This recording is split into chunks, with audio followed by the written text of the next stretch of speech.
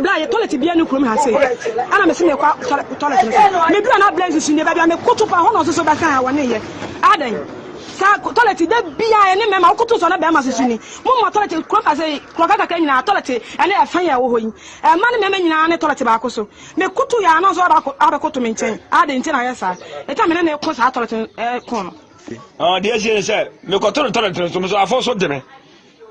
Oh, a bus I'm so many day. Or some sort of transit. No so many. And I'm going to jail on who was other my toilet and so me bustle. Total say about me, I mean, between Musa. Oh, what goes about us as in Jane. So what is happening to us any? Never a drew baby and man almost said that, and I'm who's a man and quite I'm cost to be an answer. That be. Oh, and the toilet to be a careful. Do book have an hour by any so. Not also toilet though. What do you mean? No, say they all go to be. Will be a toilet today, what the other now idea cost on this and toilet to do. Ah, toilet to the go on here. I a careful toilet, yes, we would careful. Near talent, and do book have an hour or by this way. There's a more money, have a money high. What is your toilet to see about a fine young company? Oh, no basis or basis on the message so what does indeed. And you want the engine, and you mean your boom. Come to the Bessie. Abandon to my Messibia, and you man Nissa Unity Radio, and the Camphor create ye. The world's greatest philosopher, the walking encyclopedia, El Lezato, drop the fire. If you didn't marry the girl you spoiled, you will definitely marry the one another man spoiled. Remember, Romans chapter 6 verse 2 says, God will repay each person according to what they have done. I have never seen a handsome mathematics teacher before. They all look like quadratic equations. Even if sense and wisdom is falling like rain, African leaders will still use umbrella. By the time you buy a car, they will be wanting those with private jets. My brother, you can never satisfy women. Girls used to stay at home and cook like their mothers. Nowadays, they stay outside and drink like their fathers. No woman can control me. No woman can control me. But once she says, go and lock the door, you fly like a bird. When your man is angry and shouting at you, just take off your clothes. Men don't argue with naked ladies. Once a girl enters your room and see plasma TV, decoder, laptop, fridge, AC, microwave, and foodstuffs, my brother, believe me, a serious relationship has just started. A man can be in UK and not okay. He can live in US and still be useless. All good things come from above, not abroad. When you start behaving like ECG in a relationship, don't complain when your partner finds a generator. A jealous demon may appear as a supportive angel. An open enemy is better than a false friend. Some black women think having a big ass is a career. Beyonce's net worth is $850 million with 22 Grammys and over 100 million album sales, and still forgive Jay-Z when he cheats, and you with only 2 panties won't make us rest. I think it is time for us to start dating by qualification. We cannot have a degree and get heartbreak from an ordinary SSC holder. It's highly unacceptable. My brother, relax. That girl you are begging to accept you is also begging another guy not to leave her. We are all beggars. Thank you very much, my brother Ricky. Yeni edamu no Worcester bonten so obia tie Unity Radio edikanfo create tie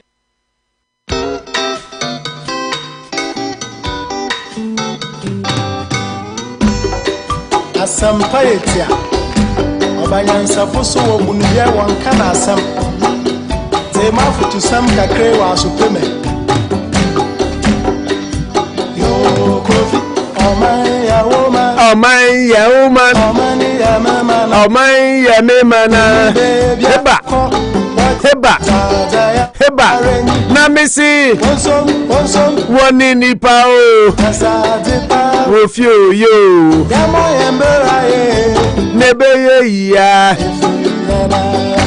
oh my woman, oh my memana. Abuja for Yamamuachi, Yamamuakwaba in your respective time zone. And bro, you are cruising on Unity Radio 103.9. And that's to sound of Prince, we do Anopa bro on the show, popularly known as Anopa Bosuo. Airing on frequency modulation 103.9. Kaiso Betumetieno Alexa. So, Anopa Mamincha Simon. And just on Coco Eddie Ama Fred. Fred Bakupe. Freddy Ajiman. Now Macha Dixon on Romu, and of course Master Down so down auto repairs of Fori. And a bench Jason Coco de Mamunina. Yet must say I wouldn't near Baba and ye be dear home come near the Ghana home come from now till say about Donko Ria. I will have Donko Ghana no see and Bekakofa I can't cast a bo Eddie Abremono. Na Anopa Bosuo ne de bro as usual you know say transi say ya the word of motivation at the bro nkranche sem ne akofa weather report and then we take you to the sporting world ne akofa good unsem near kono so at the bro na afi ya getting into issues of politics and of course social discussions and then ya be His Excellency Nana Duncan Akufo-Addo NPP and Sem Kakrawaha and Yanemo Bebomun Komo, Sanso Ena, Yebeko Akoshe, former President John Dramani Mahama, and so Proba Obo Ewon Crime. And some Bakum Unibio, they are two Catholic Bishop Conference for Babontembe criticize Nanado say wa fairly okay say obe protective public purse when to me anye Emma Boabia Samoa any MPP for the response Ebreno. Na over friend say Kwamena Duncan enso akeka bia kire Catholic Bishop Conference for no sanso ena omampani dada Mahama say NPP for this is madness o see way Kaluja akwaba ya ka say this is madness as say abodam sem just way there abodam sem ti Mahama pa say the MPP for any abodam samo or say obia criticize MPP for no munyina etu aguni pa cross aba bebo no na ontiase or say this is madness and other headline new Peace FM for so my joy online epic on this headline and this week a show of power arrogance. What does it? Power arrogance just say or see to say omonya tumi na omu den ahomaso just say NPP's response to the Catholic bishops is what we call the arrogance of power. Arrogance of power. Monya tumi na mo ya ahomaso as say there ye momo chamso obi antumi nkamo asem. Now, all the details of these stories will be unfolding on the show. Factor UTAG needs in 2022 budget, else we will vacate and reopen no more. Ransford Gyampo, what would news na the man pay? What is all Casawaso? Was say UTAG for a buy for working conditions. Buy show mo bono. Sa buy farm ma a few way budget no baby anymore. Omobeko demonstration, not demonstration, strike per se, but they will not come back. Omo return it, no matter what somebody will say. And also, some waha yedibe bremo sanso. And ubeka say IGP Electoral Commission eka say omo share 1 million supposedly printed ballot nim. The obampeni Mahama kokano voter region. Now, NDC has petitioned the IGP rather. Is it surprising to you? No. And the NDC are petitioning IGP. So on share 1 million printed ballot name. Whoever did should be prosecuted and punished. No, is it only appropriate quotas? You said one country yeah. You know, damn and Obekana special Dampare. Maybe because special prosecutor. On the bit man, I plead for a police because a crime. Criminal case. Criminal case, the police said, he said, and I know DC, yeah, also a GCK. Yeah, GCK. Say police for channel. CID for channel. And on man a bill. And son of Dampare, so a Mr. Dampare, a special prosecutor. Special SP. Oh. Odame. Anza na Odame so. Odame ye Attorney General. E dey na sisi Canada Japan adamfi. Ono ne kun ye. Ensa na ono so to nsa afre no. Nti eno de police fo betumi afre, na wozu betumi afre nti ye behwe ni nyina mu nsam na ye de abrete fo. Nti eno so e de eno no election 2024 Mahama say omo ogidie e wo Jean Mensa mu. Na momo ni gidie e wo Bossman Asare mu. Yeah. Was it election 2024? We have hope in Jean Mensa, not Bossman Asare.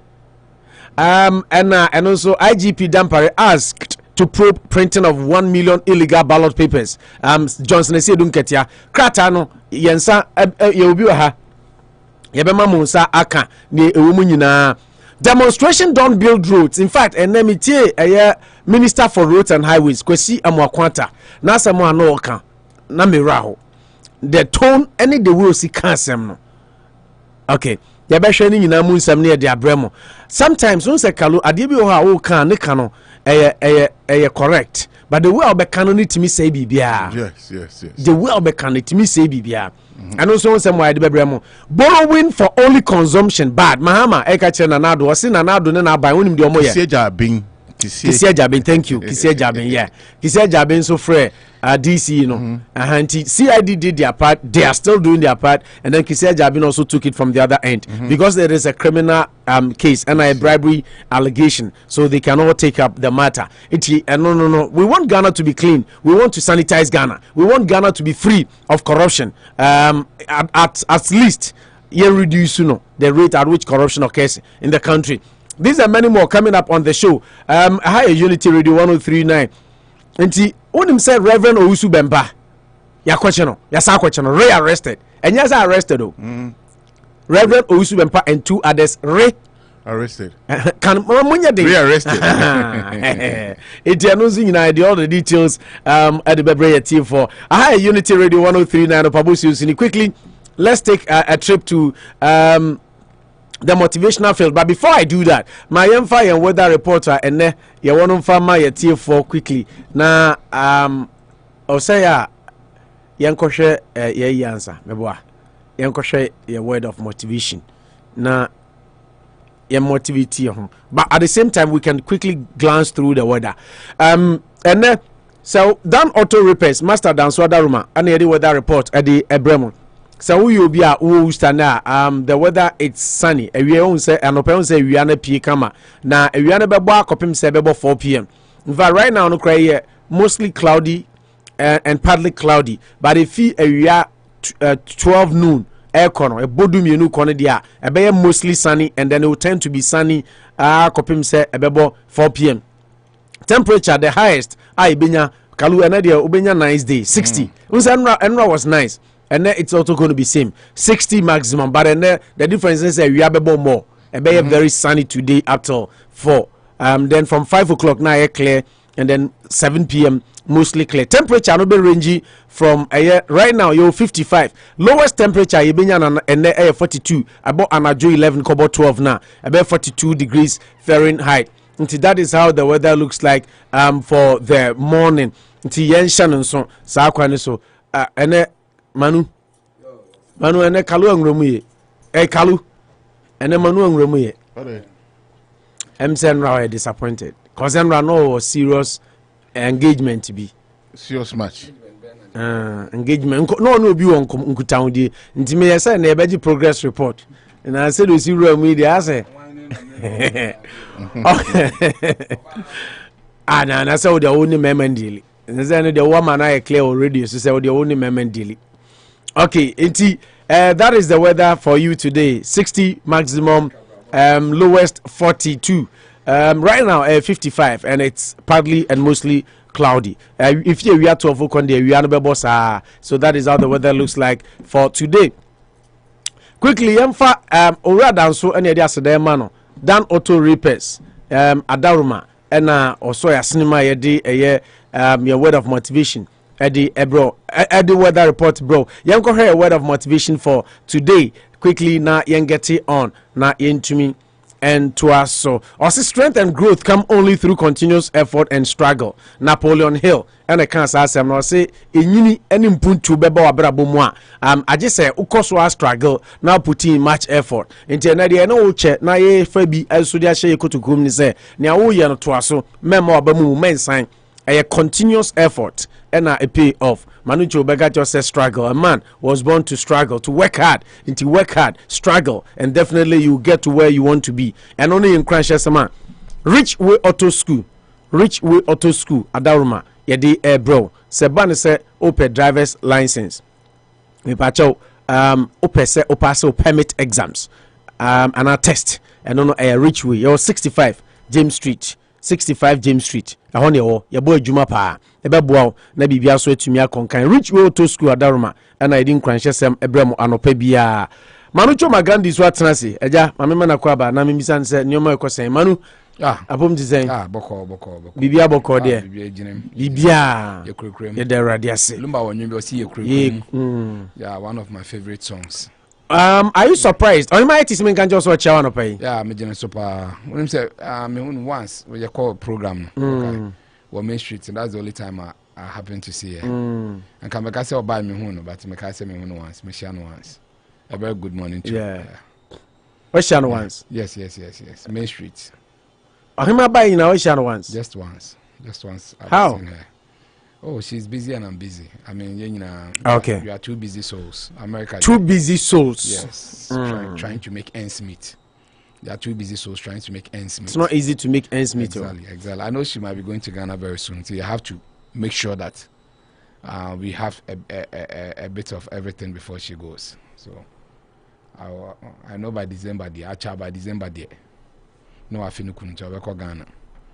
I have to make sure that I also make the best out of her before she leaves. Okay. I'll find time, make time, and I'll polish time. Sometimes it's not easy to find time, but Manucho can so find time and I just say easy to find because time. I know or type of people be maybe more 5 minutes of my time per just and I'm gonna say what type of people be you don't easily find time for them. 1 year member the cry 2 ayo ba oh, you know this are 2 women to me. Yes.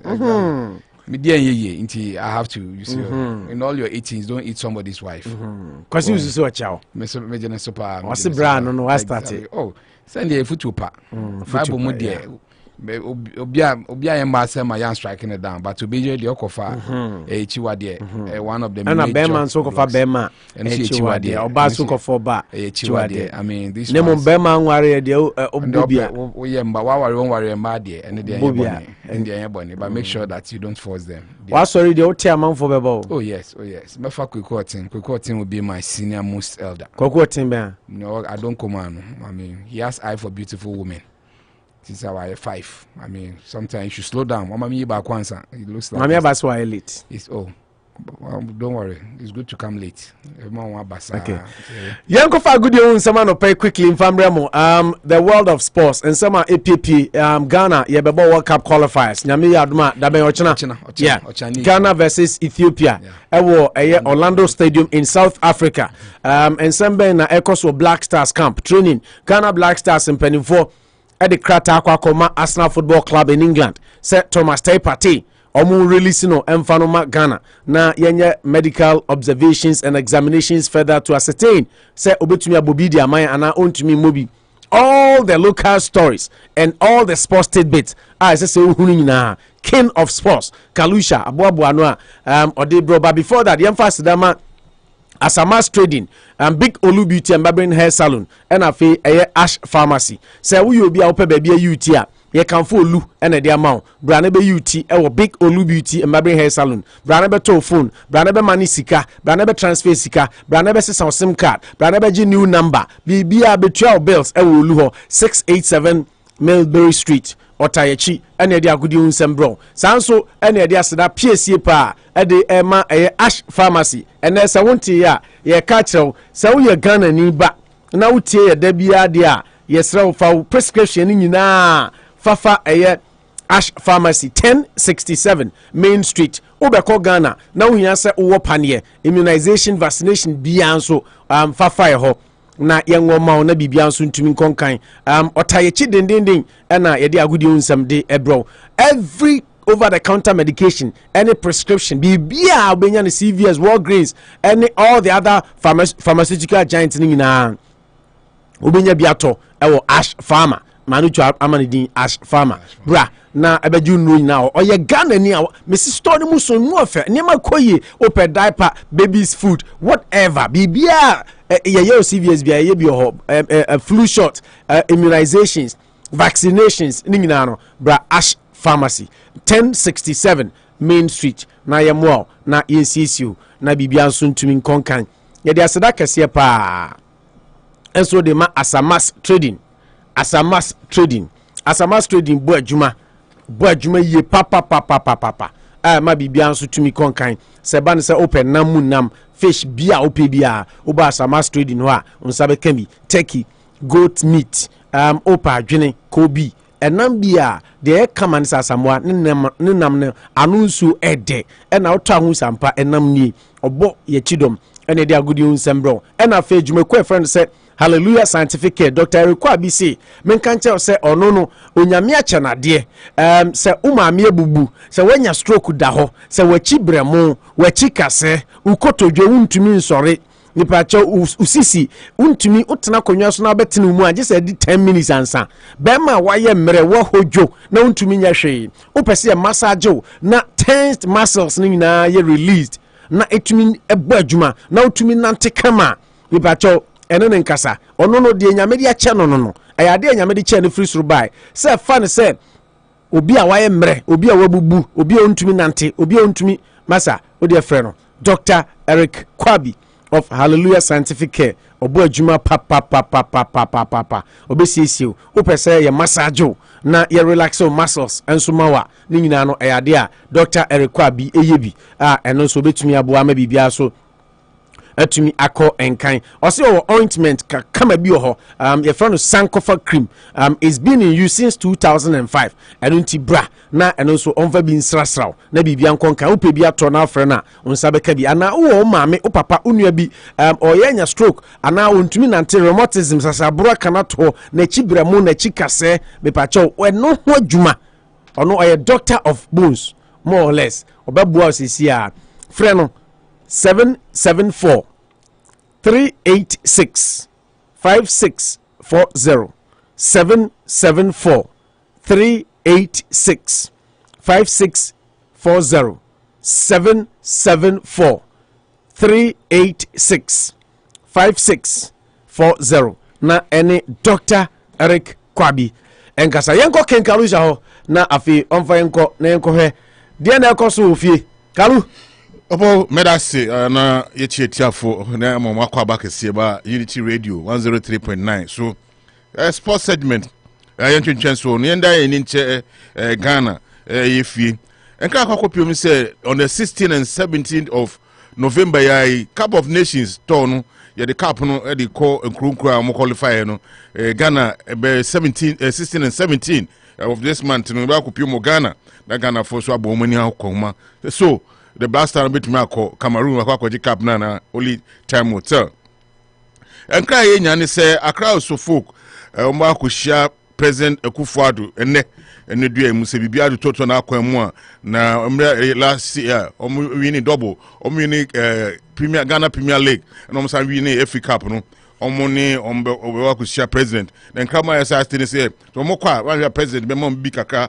na omotumi e de aye omo Confederation Cup no no metumi akwa na bibi etumi akoso na nado ono oye hasni na nado so e fabulous omo kwa akosira no omo sira na oye president ni yes omo bi kaka omo fight trophy bianco Hong Kong nwan koye kokwasa bianco sesa na adwuno na nado e fabulous sesa na obi abia ko sesa na adwuno fabulous abantie bakwa osina kan magana e Ransford Gyampo no enka kopiem se da no osi akama ne bobuku no obuhwe ene ye de ko hospital na afi yi na aba na abafie na branche nso se kan ke onya boboda on de se na akoma ne bende o obesan ye giram no abobo na bibia tumi akọ enkan amanu Accra Creed Olympics for the Accra so folk echo prayer studies committee emra na Gracia Waku ni sika sen komode man no say across of kuko breach contract ni sika sen komode ma gasa wokuru amfa ni na ma no nti nka omode ko player status committee bankra nya say Great Olympics say the nya amfa across of kwanko nti ma withdraw the case from player status me were interest was our story nimba o ka say asem ye kan wa ha o si glass na wako sika no muntu ade aka nti komode ko player status committee say yenje o sika mo na nya Olympics for ya na mba bonte be ka say player na nya has player contract ne na let void nti player na mra back no so mo sa kan e ma mo di bibia tum nti no ka o mo say nti has san ko pa cho no mo gitum say ana mo time so time we be cheska na still am I and komode mo ko player status committee na dia afedi na asasa mo say ameno bia mo hwepe ne future ne adade nti o say o mo na mo ka so mo ko but o manya dia na say o mo ji o musika no has nothing to do with player na player na kasa kwa so o mo ball ma has o. Yeah, this season Onyambo Champions League near there has the GG says when na wa movie. Yeah, yes. Okay, o dey transfer. Afi yantisim Black Stars qualify World Cup qualify matches on bebo any Ethiopia ne South Africa no. Enkra akoko piom ni say Branche ba ko efen Jean Mensa emra bi twem na osi akanma the senior national team the Black Star or the same to just say Branche miensa eba omo di akotin pa ama the senior national team emu ba ko any party let the party start and Mohammed Kudus and under the day you sang for me and say we almost for me integral part of the senior national team in some man says your mama match me akaya any Ethiopia and South Africa na eba higher papa and una sema Branche friend John Mensa or the aba betuja John Mensa say yenya Thomas Tay party anywhere Mohammed Kudus and under the day you ade omo me say na omo nya available Kudus beba and but so say key component of the team now right now no sango for me and say but it ya tresom okay key component of Black Stars are okay the day you can say not really. But he's a captain. But experience wise, he still has what it takes. I mean, match when you hear a bit of experience, but on count.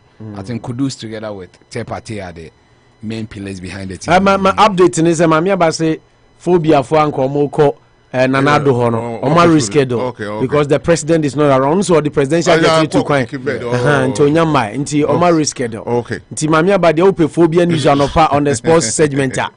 Oh, sorry, your bet is to call her Nanaba. Mamia, thank you very much for that update. In the uncle, and don't pay the Ababatuna. After coaches Mununya Estati Ejo Manum, Coach Wine. South Africa coach a friend Hugo Bros or say only the confidence say some playoff for World Cup playoff no the mountain be share Zimbabwe for no one samba Cape Coast no be share the senior national team now to qualify to the World Cup playoffs no the is very confident and Milo beside Milo counterpart Gananum now also says that Milo Van say on is also very confident says how too much is against Ethiopia and South Africa no and also be more modern no to me akonkodin no the manche no to me share 2 matches no na o to me qualify to the playoffs yanka tie for say group where we are you be say a team groups near 10 it will be our first be yi omo na fi apel omo 2 normal ball double header am bomb a home and away do we show yonko mum na onya take it to go to quarter 2022 and say bokra do first we are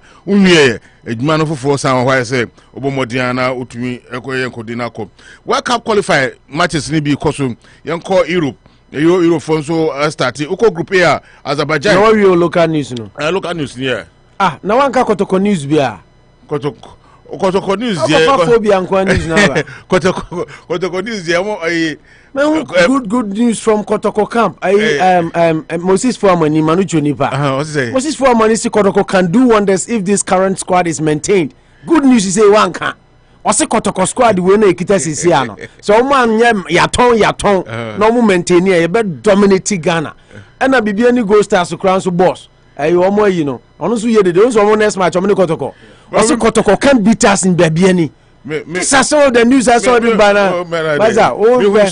Ash goes so coach akase coronavirus vaccine coronavirus panier they want the place affecting the place performance until I want to also coach ask good and someone so they are better baby any see you baby any see you or say Kotoko omni Kotoko game no omo print 4,000 tickets omo born fiada first time Kotoko ball league game on a Friday unse has started omo bo omo dey Friday number draw na omo chief executive your friend Kwesi Amoako-Atta or say Kotoko I winning 2 matches enye baby any na Kotoko ntumi show omo da omo mini match we che match bia if you see a wo no dey ano wo twani nti baby any Gold Stars ne Kotoko game no wow person who say kro bia beti ahwe no if you ada ba na be hebi ba on say sa takra de ni second ho takwa area Kaya FC Kotoko finding difficult to beat them and a mediema omo dance park DUN dance park mediema okay manu cho better mediema and so almost got to continue mokra and I say so mediema they no me body side my Kotoko and I be any so how many Kotoko abo then times the FA Cups no mo ha Kotoko pa some Gold Stars omo be league ni bi da no yes and relegate omo eti omo kan na omo say omo good it will be a nice game it'll be a nice game and I Kotoko coach a friend of Monipa friend Prosper Nate right was say I'm ahead of way coach a friend say Michael say I am ahead of Prosper Nate in terms of football. Coach Osei has said his exploits as a footballer puts him ahead of Kotoko's Prosper Nate. Osei faces his phone. So Osei Michael say na you one Gold Stars coach you yeah inti see you ne kasano and Michael say so kasa say back ono obo nimbo mu ti o ahead of Prosper inti Friday nya dia wotena ho amana sheneda inti that makes the engagement very interesting. Kotoko versus Gold Stars game ebaso a very interesting one on Friday ochinechi ya na ebaso nti Michael Osenso say obeshe on xylophone FM ekasa na odi tuja say I think maybe Prosper Ogumnate and I are almost at the same level in coaching. He's a good coach just like myself. He has done well for Kotoko so far and you can see I'm also doing my bit with Gold Stars who are only playing in the league for the first time, but trust me, because I was ahead of him in terms of playing career, I will beat him on Friday. Okay. Nti wasi coaching the way you good, we want to see you good. Nti say omo ye at par, e coaching a babo ne body a or ya de chen bebre. Ti ombe beat no. Yeah, okay. Nti ocha omo na World Cup qualifiers no be start. Na omo dey atoto ma kwakoba na e call group A Europa, Azerbaijan, Luxembourg, and group A, and Republic of Ireland versus Portugal. On our group B, Georgia versus Sweden, and Greece versus Spain. And group B, we call group H, Russia versus Cyprus, and Malta versus Croatia, and Slovakia versus Slovenia. Group H, we call group J, Armenia versus North Macedonia, and Germany versus Liechtenstein. So Sasa games we know time features and they say they are call Amanoni na Nsemba Kumienu be a PP mo na yemfa tiefo na bibia ntumi enko enkan enkra akwa piem sisia wo Aston Villa for Australia ni say there one here am kwakofa Rangers for coach your friend Steven Gerrard na we legend man Liverpool so oye nkonya ema Rangers bobuku no na wababa so bobuku na your friend Aston Villa na odoma kwanim na bibia tumi no Steven Gerrard for Aston Villa for so mupeno na so bebe yin Eddie Howe so start a press conference emra for pound say o ma meye omo coach ma on nti Eddie Howard our Newcastle say was starting to no ma ya obebua bobuku a ye from Newcastle na boboko no etumi akon yanko nkomon kitinkitin hwe nkomo a APP mu wiase afa na nyina enka akokopiem say de Juventus ya de two years Juventus say Aaron Ramsey ne contract na ka 18 months na we ba so January say abranche o mepa o meja abranche no na abranche no akọ free agent ena nka bebepiem say boboko e friend Everton ene Newcastle United say Ramsey on be pen say omo ebe akokfa no be si akan ama na bibi tuma. Na say na Arsenal for some person bringing back. I feel do na chide. And so Mr. Manichu. Okay, Manu will fill us in on that. Ave opa ko nkrafo fo ma o Manchester United for aso yen so Manchester for so omo ready say anama prepare say omo beton abrante fen Pogba say January kra na obi omo nya obi na oba beton na on beton no Pogba is not the problem. Only is the problem. And abrante Pogba beka the contract no e be soon by end of the season. Aston Villa says so more kofa Steven Gerrard ama abayaze dia to janda dana eso mo de 2 million pounds kokoma bobo ko FM Rangers no na omo de didu ogum kotokum na bibia tumi akọ enkan amom Newcastle new coach FM Eddie Howe no odinka ba betu janda say odana ni akọ Atletico Madrid na brante FM no current Trippier no wakokofa no na January Trippier kwa prana no I'm rushing at the hospital. I'm last game. I'm a boy. Atletico last game. No, I'm rushing. But the new Eddie Howe. So onya about the never back na bibia to me akọ enkan. Mka efi Barcelona eba no say omo Brazilian brantia your friend Philip Coutinho no onya ball ni bimbo nti ne buofu ma say there one hwe ya nkra kokopim say there are no Mexico no ni bebi ankofo aska bebi aba ho no wan hwe na wadan ni na otumi e de akọ meka Newcastle na wo akwa si akan amom Leicester City for coach Philip Coutinho so onya bi more Barcelona players are granted with midfielder Philip Coutinho accusing the 29-year-old of dunning toes and rumors of potential move to Newcastle United. Onya bi more to players nti ne bofu players no eno so ne say ntawantawam nti omuma brante nya bi mbo omse wa down in the tools yeah nti say ne body morning nkon kan so who say no ko 30 o 29 na make us ko 30 nti say ba bi eska wo no obey say the die na ja ko pe bia bego Leicester City coach wan hwe ya no the dan ni akọ Old Trafford Theatre of Dreams na sebase ye wo Oligan Associate nkotinkoza Brendan Rodgers and a Manchester United are lining up as replacement for Manucho Obikan. Manucho Obikan so we're gonna switch say I think Manchester was here now my nanka Chelsea kwa pa branch bi efeno Julius Konde na we be say confirm for Sevilla but he said Manchester for say they are hoping to beat maybe there maybe team no ma kwa branch no mo kwasa na Manucho Krampene I think the crack on Liverpool are interested in West Ham for winger efeno Jarrod Bowen say a branch no umbra no be Mati Bibiase but enka we say a branch in January nya dia January no obetumi make him move in January. Who is Jarrod Bowen to Liverpool link na wo hwache. Na money omo bon o san pan say chances safe na Matias here.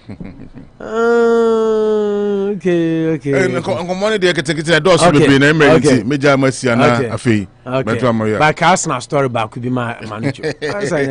Arsenal's attempt to land 21-year-old Fiorentina striker Dusan Vlahovic. Sa striker no. I'm sorry, I mean share down why no. Cuz I said he was linked to City, he was linked to United, Newcastle, Tottenham, and now Arsenal. I mean share no. But I say I'm so a prospect because the way other teams I know a young 21. Say I hit a stumbling block as a result of the Serbia players agents refusing to hold talks. It's Arsenal for the panel, but the agent, and I make a player no who say or prospect will bet me a discount. And another Arsenal news.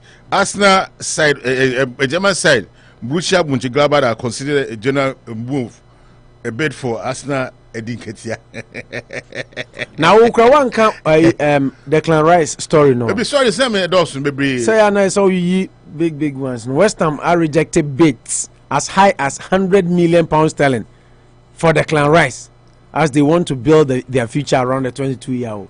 Now when it is 100 million go ahead. Declan Rice is he anyway? Okay, wait.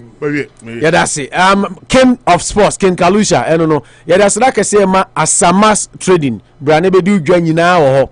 Big Olu Beauty and Barbering Hair Salon. BUT na a transfer ska na to chip for phone for ntade mpaboa na Ash Pharmacy so 1067 Main Street for prescriptions ni nyina fa hobra na ye be send dia won said ye fn sell prescriptions ni ye ready oko doctor's office no assistant ba bia pharmacy issue na dia fa Ash Pharmacy omo ko computer no Ash Pharma ho na o the prescriptions na fa ho edru bia ba na ye o dia na ye ready ye mfra ye ma kwan ye how that's what I mean to say how set to car ebeje ye be free delivery ye de be brofie o ko Ghana o pempa na bia bo pedro o malaria do ni ade nyina fa ma doctor fa pan de obetumi aba beji bi ni nyina Ash Pharma 1067 Main Street oboyen na ye de asda PSA e de ema Doctor of Bones Dr. Eric Kwabi se sasabro wachi bremu wachi kase ukon ukotodwe usisi bema enunti ama untumi enko 360 ni nyina no Dr. Eric Kwabi of Hallelujah Scientific Care ono no de se okio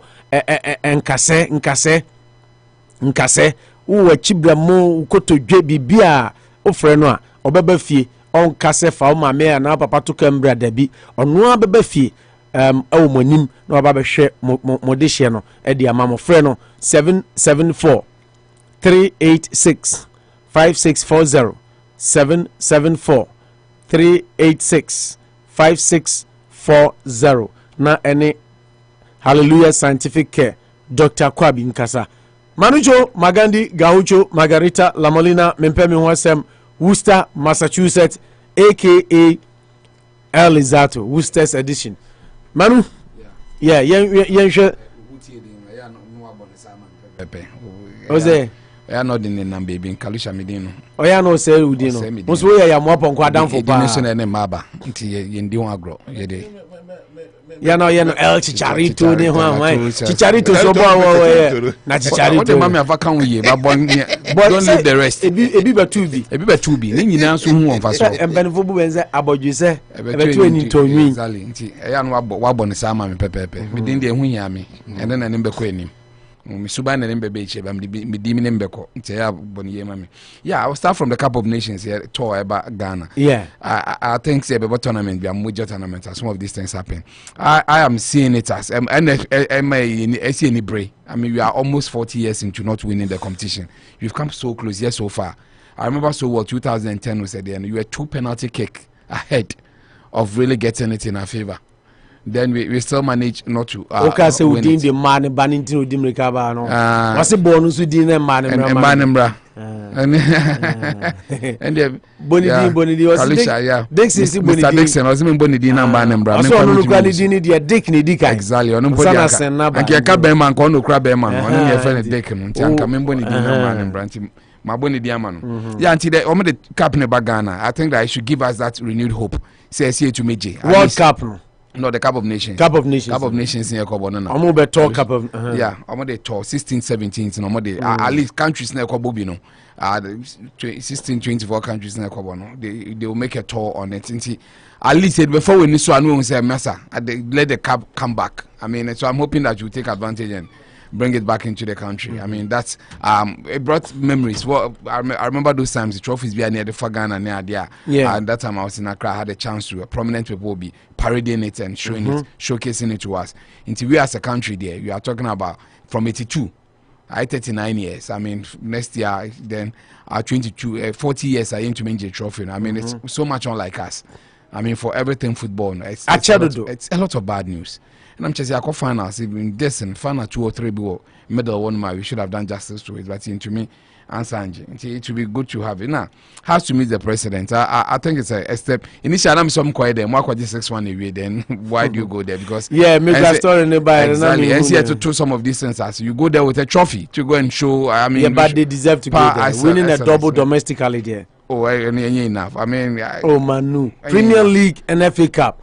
Country new trophies, major trophies are all in president. Also presenting. Maybe go and see the vice or go and see the chief of staff. That's how GMB they go to the Trump on one better now, so no president now be as well. Yeah, but a tradition.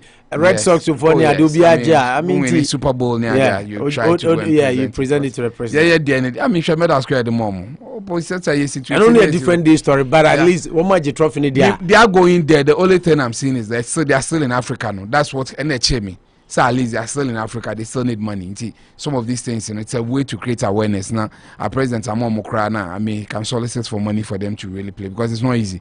Ubo League, any sponsorship, any shade in a COVID moment, and so I'm my break for everything football. So for me, I'm only accepting them going. And in any case, I start here. Winning and put on more I understand you. So my GA they fought a good fight. But I started differently. Go away.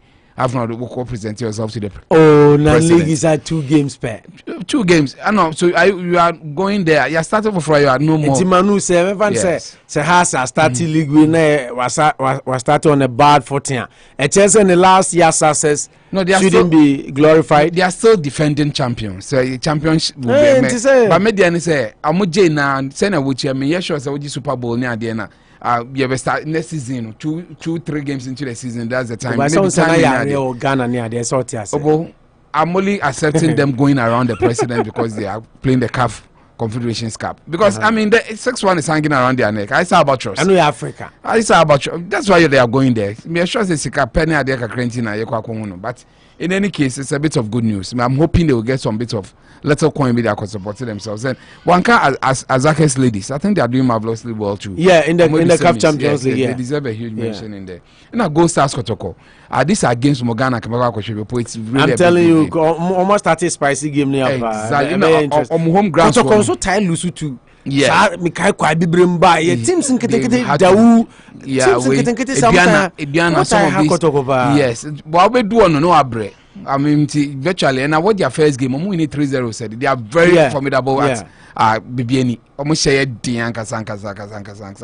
Kotoko also wants to do a bit of magic. And I think that one of the most famous clubs coming to town near the end and watching them play number power. I mean, if anything, he knows the ins and outs of Kotoko. At least it will spice up the game. It's bringing up all the nitty gritties. The way Mbappé, we are old Michael, or say. The old one. Yeah, old one. Mbappé or New York. He's still playing football. Oh, okay. No.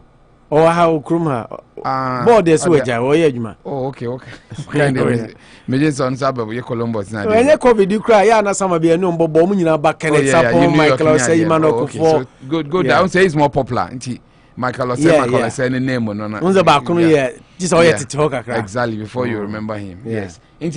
But in any case, it's going to be a big game. It's a game I think that some of us will love to watch. Online presence near the end. That's why I remember Hearts Kotoko game, Bread Brands here should be. They should manage to sell some of these things beautifully. I think that it will bring everything.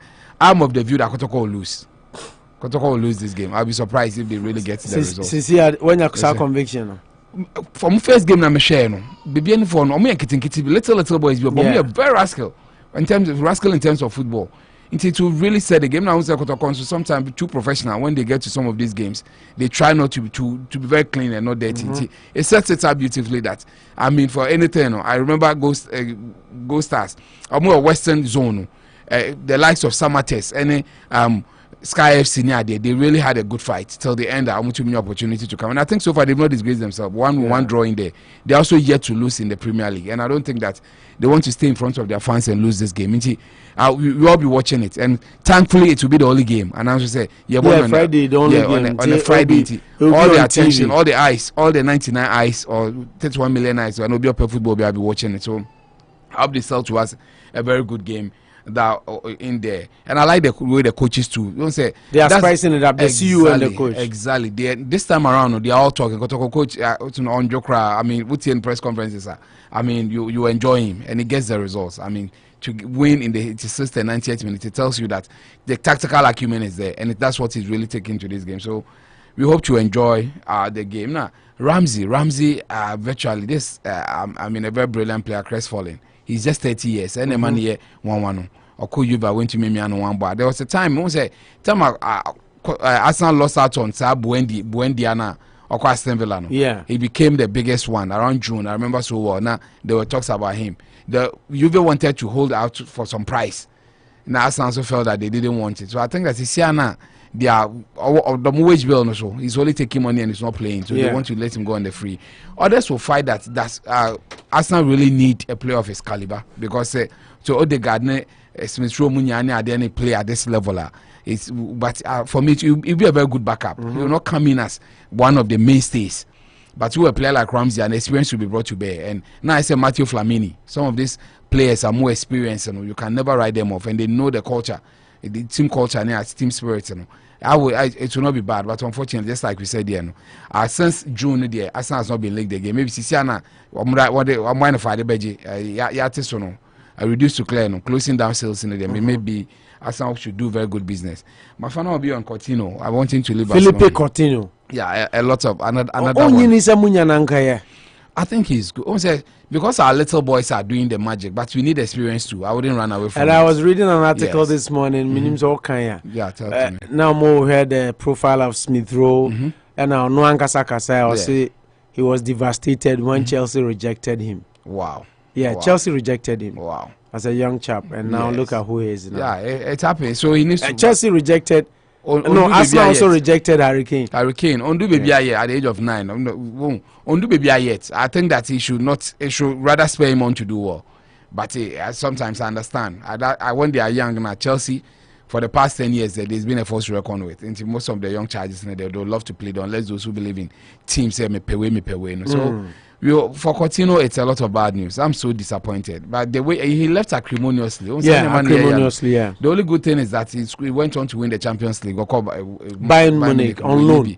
Yeah, when you be under his belt. I think it was hunting for. Only Hazard now. Players.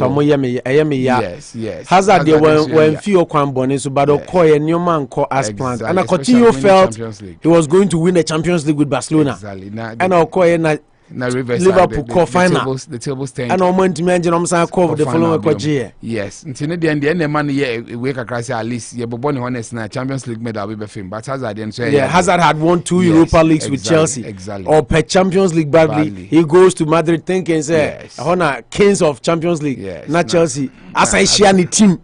Ascension. Yeah, it's a lot of bad news, but I mean, it happens in football. Some of these heroes, I say we are forgetting them so quick because Coutinho, they are one of the most brilliant of our teams. Our goals, they are so much on point. I think that on Sansa, maybe he should just relaunch his career. But I say James Rodriguez. Say team, almost have big teams now. Say survive. It takes a lot to revive your career. Yes, sometimes it doesn't work again. I mean, sometimes we are even afraid for Hazard. Maybe the good thing is to come back to Chelsea and have that. He's also said he will stay and fight for his position. Oh yeah, I mean I like his fighting spirit, but to how long? I mean, for how long will you keep? Your head is telling you that. Real Madrid ni Elche, unya bi more.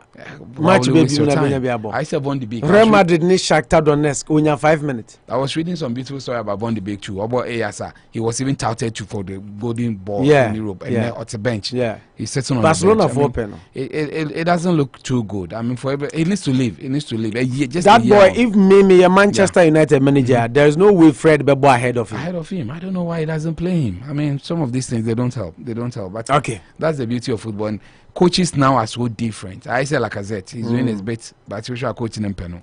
So some of the problems that happen. Okay, that is El Manucho for you. Quickly. Couple of messages before I go to Ken Kalusha. Agnes Asare say, good morning, gentlemen. Great to see all of you. Mahima HTC, good morning, team Anopa Bosuo. We thank God for another beautiful day. Have a great show. I called you, Noah. Mahima Facheme. Say, me David Papao. Tiana Nafom. Mami Abba says, good morning, my people. Sorry, I am late. Hey, 2 p.m. to Shaho. Kokrafo. Because of what I was doing, I didn't even get time to share the video. Yeah, because my phone and not me meet so my crying so yeah. Blessed Sun, 2 p.m. Mampong. Ashanti, me back studio class man sampa anye. Blessed 2 p.m. Ashanti. I see the living legend. We need to pray for Mother Ghana because things are not going on well. Cry in Ghana. Hardship in Ghana. Mamia Banso say this Ghanaian medical team, what can be done in Ghana that cannot be done in the UK? We joke too much in this country because they requested for Thomas Partey. But I think, maybe the Ghanaian contingent feels Partey can play in the South African game. But say Oman really seen for the first game, and there is no way say Yabo first match and you know yeah. Maybe it was just a precaution. Yeah. He has a Ghanaian, so it's all being teams. And I mean him say before something of this sort, and I request to see Bibekono, FA might have had a conversation with the player. And Pate wouldn't say Pate patriotic. Yeah, exactly. He loves Ghana. It's a World Cup qualifier stake. Yeah, World Cup, yeah. Pate was at 26 and now 8. Yeah, so this is a very critical moment for his career to play at the World Cup. His last major. Possibly next one, but and on will be our year stalwart as he is now. Yeah, vintage. Yeah. I mean, unless you are like vintage. Yeah. But normally the player they will peak around 26. Into my member say intimi hwe ni ye kura how the omfa no mre on ya do crack crutches. I mean, so he knows very well say team not or one of their team never say hey, like you said, there's been some inward talks we are also say massa. Because it depends on the results. Yeah, share na match mu ye dia, then better bench. Mu ye dia, then you bring him on because such I have faith party is better than most of the players in there. With all apologies to them, it's better to bring him. Moment be any player. Exactly. Now, what about last time I make a chance? We top 5 midfielders in the world now. He might have a stake in there. I mean, Kerry Lomo. Any prep runner, Hana, and holding midfield role. Yes. He's a very good blend between when we say the Kantes and forward outfield players. Remind us all of Yaya Toure. It's actually Asian combined. I mean, the style of playing, it's very silky and it still finds way to defend very well. Maybe for a second, he's going off defensive duties. On Shadan, yeah, more defensive minded again. But at least the style of playing, it really is the team. I mean, there was this one about Kwamena Manka. I mean, I think that. But let's go on. Kwamena, Rafael Kwamena, no, so in your hat. Yeah. It's a bit of bad news, but at least we are praying for him. That boy knows no or Bapao. Oh yes. And player bina mose was in for as well bad luck no. Oh yes. Almost any career because no. The team Obia Beka say on because of our tag now with their man is I'm bragging on Ghana. I mean, come and revive your career. I mean, people like Yaya Mohamed Munya, some Baba. Okay, but South Africa for 9 years before everything they did not. Mami Aba says, I greet you all, Busia. Sorry, Kwesi Amoako-Atta. Yes. I greet you all, Busia 4. And then Mami Aba comes back with Ken. It's been rescheduled. Okay, that was the presidential visit of Artefok. I think that we already read that one. Cutting where they play for Saudi Arabia. Apu. I'm not referring. You remember I asked you a question, say, so 3 key players of the Black Stars, how do you consider the Dayo? And I'm about the message by Captain Obo, Saudi Arabia, Pu. I mean, also Opo, the emotional Kotoko fan. Opo, I hope you reevaluate your assessment of Smith Rowe and Grealish. Yeah, I think I'm having a rethink. Seriously, I'm having a rethink because for all the good reasons. Smith Rowe seems to be rising so high, scoring goals now, playing every minute. Now you're relegating Jack Grealish to the bench now. I'm reconsidering, but early days yet. But I think he's rising. Jack Grealish is going down. The drain. His style is predictable, and you won't defend Nabia. But Smith Rowe, you both. Legs. And the speed. No, Grealish go use both legs, but it's on or dribble more with the right. On the right now, I be bad. Because will be left, I be bad, and right, I be bad. Right, no, or the bounce yeah, or the right in bounce right now. But with Smith Rowe, or a flexible. Oh, to me. But I think Grealish also finds himself among stars. In the way, potential from Smith Rowe there, no, it looks like he's only exactly. One. That's also another thing. Because if you bring Smith Rowe to City now, or bet demo. Yeah, it might just. Look at him at Aston Villa. Yeah. And Rana mate, was it Rio Ferdinand Garnava he should have stayed with Villa because he was fantastic. Since Yako BBC, the better say, Ono Nama a coach no losing the job. Yeah. I'm so on the Siako from the article the to say Ono Nama Papa ne losing the job. Just like Monichu said, they say Riyad Mahrez were proud Onyebimpo mo. Yeah, I mean the team is so solid, isn't it? I mean Kevin De Bruyne Moni Adenya Soja and they can play everywhere in the pitch. And also a factor. You see, we are no more the poster boy. Poster boy status. You have even forgotten Raheem Sterling. Oh yeah. Almost last 3 games was a second. Sterling there. I mean, I think he should leave. Hey, Pep Guardiola too much team. Yeah, he has so much. You say I quite said Sanchez final season at Arsenal. Be a pushy ball man. He said Grealish was Aston Villa. They tried to Bernardo get him Silva. They almost sold him in the summer. Yeah, She say he's been the face of the team now. Yeah, well, it's either a Guardiola palm. So we say play beyond Shadam and no, I got to be a yes, it won't say yeah. Bernardo Silva, yes, all of a sudden revived. Yeah. Anyway, his team is always they have a way of saving him all the time. I mean, because they are very good. Technically, they are very gifted. Into little tactics for them, then they are getting the results. And a Guardiola. Mami as well, chow. Yeah, Mami, so. No, Mami Akro. I mean him no. There's only one Mami Abia. And I'm saying Manovia. So chow. Nam guys, there is something say. Okay. Mami Abase is true, mom. Yeah. Then back no boy, but one chemo says yeah. Come on again now. Okay, me am ko Kalusha so e me jima ni na. Manovia so chow. Mami says it's good to watch you guys. Manucho, tie what you say Manucho, behave yourself. So I'm coming home. Yeah, Mami Abase Hazakers ladies doing the do. Yeah. I see them winning the first edition. That'll be fantastic. Yes, they're in the semis now. Ghana they say tired they bafufra. Tournament be bafufra ni ajibi egu ho. Number so I'm pants na efe pa boyahwe. I'm come. Talking about Emma, PSG player be awakobo ne teammate ya channel for assault. Diallo. Yeah, Wabuni ne colleague teammate. I don't know what emotionally yeah, I don't know what they catch no. Boy tuntum. Exactly. Yeah, you know. Until we wait to see police action on PSG the statement about battery they should avoid it okay. No matter what. Ken Kalusha. Opo. Yango. Me dey I'm baby. You say me funny na no so too. I happen not on baby. Me pede baby. Una be kan say. Na o ka say me funny nya wante. We say na me traso a. Me traso ma unja ma me traso. O say dey. Na be say say o dey ma dey say ma asem dey o dey. Mama any non applicable. Yeah, because mami abaka say I don't know me koka o say me for so say jai no na just kopo ba foforo. Abro no wa nhihye nti o dey say dey o say why so now your hands are full. Oh, you're attached. What you attached?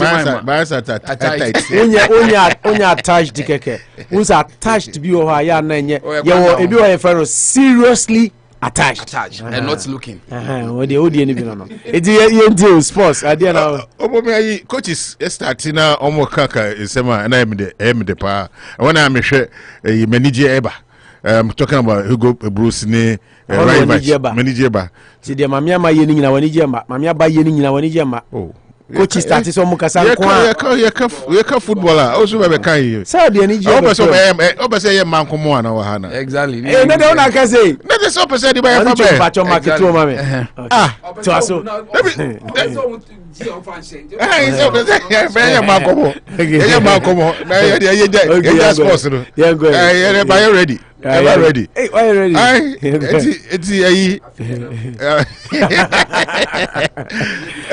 I'm just looking at the play coaches and the coaches want to me kasasana ma football ni yakono ejede nti say omo kasase na then hweball no ye na coaches that is when omo ko use and omo use that is na so mo feel na ho and yesanya akwanya ba na make so ujo you should have you because you have your cast on your chest na wako bobo game na wie but then Hugo Bruce nobody can take anything away from him because he has been a fantastic shaper.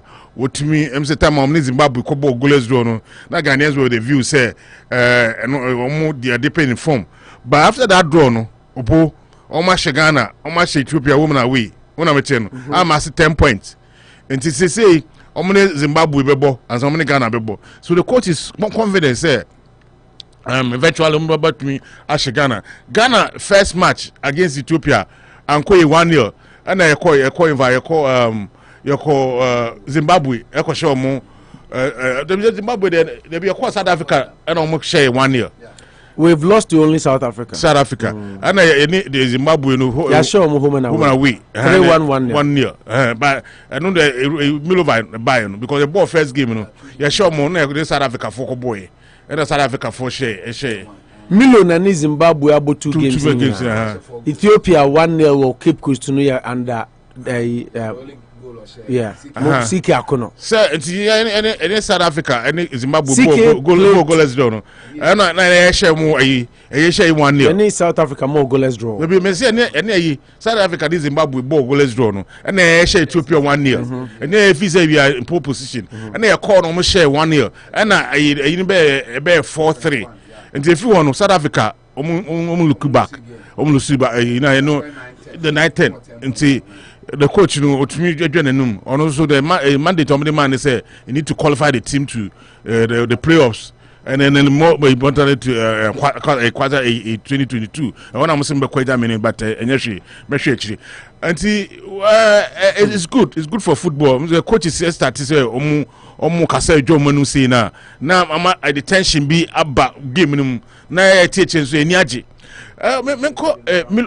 Milovan Rajovac, say that nobody can take anything away from me because also or buy any 2 matches or when you're 100%. First game, or to me, able more than 3-1, Homer or Future, a month for we say, now share under Sika Kuno. And then the performance no man the first players now I'm clueless more pattern of play any bibiano but we say Milo by the first game against Zimbabwe for no Cape Coast we say na party bi again mukaka but only as much say Ghana for who then ACM time money yasamoja time money muntari time na team solid and take no yenyan hu bisa but na show some glimpses of that in the match against Zimbabwe when they call so it was a tough match and Patenya that free kick one of the nice free kicker men who's a Patache and see both coaches me just waiting say it will translate into a field of play come tomorrow na Tuesday no eno young konkwano na Hugo Bruce asema na oka no so obona meji be say ade na di say be so omo efefo no akokohu please for so omo come intimidate Ghana for na because he was so optimistic say this particular qualification there you cannot allow Ghana to take the qualification away from them obo eno man good I think he complained bitterly that the game is coming to me feeling is my you about Felicia Obeng, new faces on the Facebook, Ibrahim Rahim, Frances de Noah by a child, Frances Punamani, and a couple of, those people there, no, a church, but Felicia, a child, Manu just a child special, Felicia Obeng. Memin chairman. Okay, Mate, boss, Mate. Kalu to us where we because we were just about we say we just about saying 5 minutes. 5 minutes is enough. 5 minutes is saying. No, 5 minutes. No, say. Wakasa. So now yes. 5 minutes. 5 minutes. Kalu 5 minutes. Okay. I'm saying you afraid I'm not 7. I said now ball game man the team now we trash here. I'm going to go to hospital no this time but still no, the guy wanted to play. I said it was a bad time or call Switzerland. A honor okonya the breakthrough. And I'm for fee say obetuma ba na. Because onya deal bi kwa na nka oba premiership no. And I'm koya the chess can be a move say we defect wo na kuma no and chena I'm koya that operations na still I'm going to be sharing a say more game no, but all game and we try. But then it has much all passion for the job no. You should be very, very careful because one way you need the lives of Omuka no munya the defects. Obviously like I say, maybe a doctors will make me advice. So doctors but then no be money defects. No try we Mark Vivian Fui, some Kwaraji mu any other place be was it Ericsson so nya bia no so otifi but no dey so obakope ontim ko Italy obakope bi so so bebo e say we ana na small so ma doctors in show mo dey doctors in between advice so say how to do go about it but then ya na ehu say well bona bibi so akoma na dey ba wan hwe anything can happen because we twa hwe ya nyame nkoan no man but team phone penny phone because say he was not in danger. but I may say so everybody or my doctor in mu pana on to me. I said the heart there, anything related to heart there. Yeah. Answer no bono mobile. Yeah. Yeah, John Mensa, a small canoe. I think baby me side with him, but then the reception say you guys are talking about Andrea. Andrea right now is not like old Andrea, but then it can be an integral part of the squad because the leadership qualities in the squad, you know, what I say, coupled with the experiences with the squad, you know, is there because Bobo, that's a one for captain and come on. That's what captain has to say. Krana, that's a woman here integral part of the year because on a motivated players, on a Casache players now, a bit my Obama players, net me a coding. To be me there, and as myself, movie say, on a 30s, you could not be like the kudos, you could not be like Patemu, Thomas Type Patemu, but then. Also, you have seen it go, and when you go get taps from Krana, it means share some important goods for the team. Nimiano, a momna, when they sound quite equation, when I think like a that's attitude in terms of in the playing career. And you upon this, don't pay I can't say because I seen it all. So I call 2006 the NB, and of course South Africa, or Israel for flag instead of Ghana. I go fancy say that's South Africa. That now. Oh, no Israel. No Israel. Tel Aviv. Maccabi Tel Aviv. Okofa is over Ghana pa Okofa. South Africa. And see, it has been the team that no nim. There been in South Africa. And Germany on. No first World Cup. Yeah, Germany 2000. Okay, okay. Now South Africa jump in so one could be. Yeah. South Africa jump in so one could be. Yeah. South Africa jump in so jump in about 2 World Cups or more one. Yeah, called 3 or about 2. Say, now South Africa was our second World Cup? Yeah.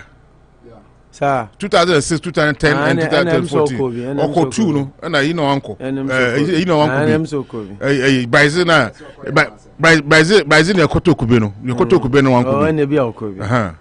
But no, you're more prominent in our first World Cup. No, first two World Cups. First time, only first two. National team from 2001 to 2010. Yeah, first one, only Emmanuel Adokwe Papu. Okay, no. No, Bobo na was say any power stadium when the Yam Shishino, who Nipanona. Yeah, I don't know what. Yeah. Okay, I say, but then I see on team or co team no my cost and Obano because and same way. Now, and someone can party as them say. Coach, not my jam, na mamma beka no na me pese meka. Many times yana ebia doctors no they are not to that level no. But that same way ba. Say player ne proud, but no movie say bia Arsenal for na be on person mo shidin to omo medical evaluations ni wi no mo say bia the prano anya dia obetumi aba because ebia na obeka atete o 7 na info subsequent matches Arsenal for bebo no entina ebia on person be escape e ma party abo game no okay it say some mom na say omo fe no ba no say Ghana for evaluation no mo say party entumi mba I don't think say Ghana medical respect no will try to jeopardize in the career say omo man abo but it be na clubs no omo tumi play no kwa ho ato but not because friends international break into all man nkobo kwa no agina home into workers so is under evaluation and because of that into be our more friends say ombra no mehwe say no mo betuma akoso yi nti opo say Pate baba boy mama nkasa bi ma no okay Unity Radio 103.9 mami abase no onya adwimo mami abase Ken Kalusha pa. What kind of leadership does the day possess? He brings experience, keke, and no leadership quality. Bia, why? He's a captain of the squad. We take it from you or not. He's a captain of the squad. Yeah, also a captain, but on who says they did the experience, but leadership quality do need. Oh, who says so? Mami Abba says so. Oh, no, mami, we there.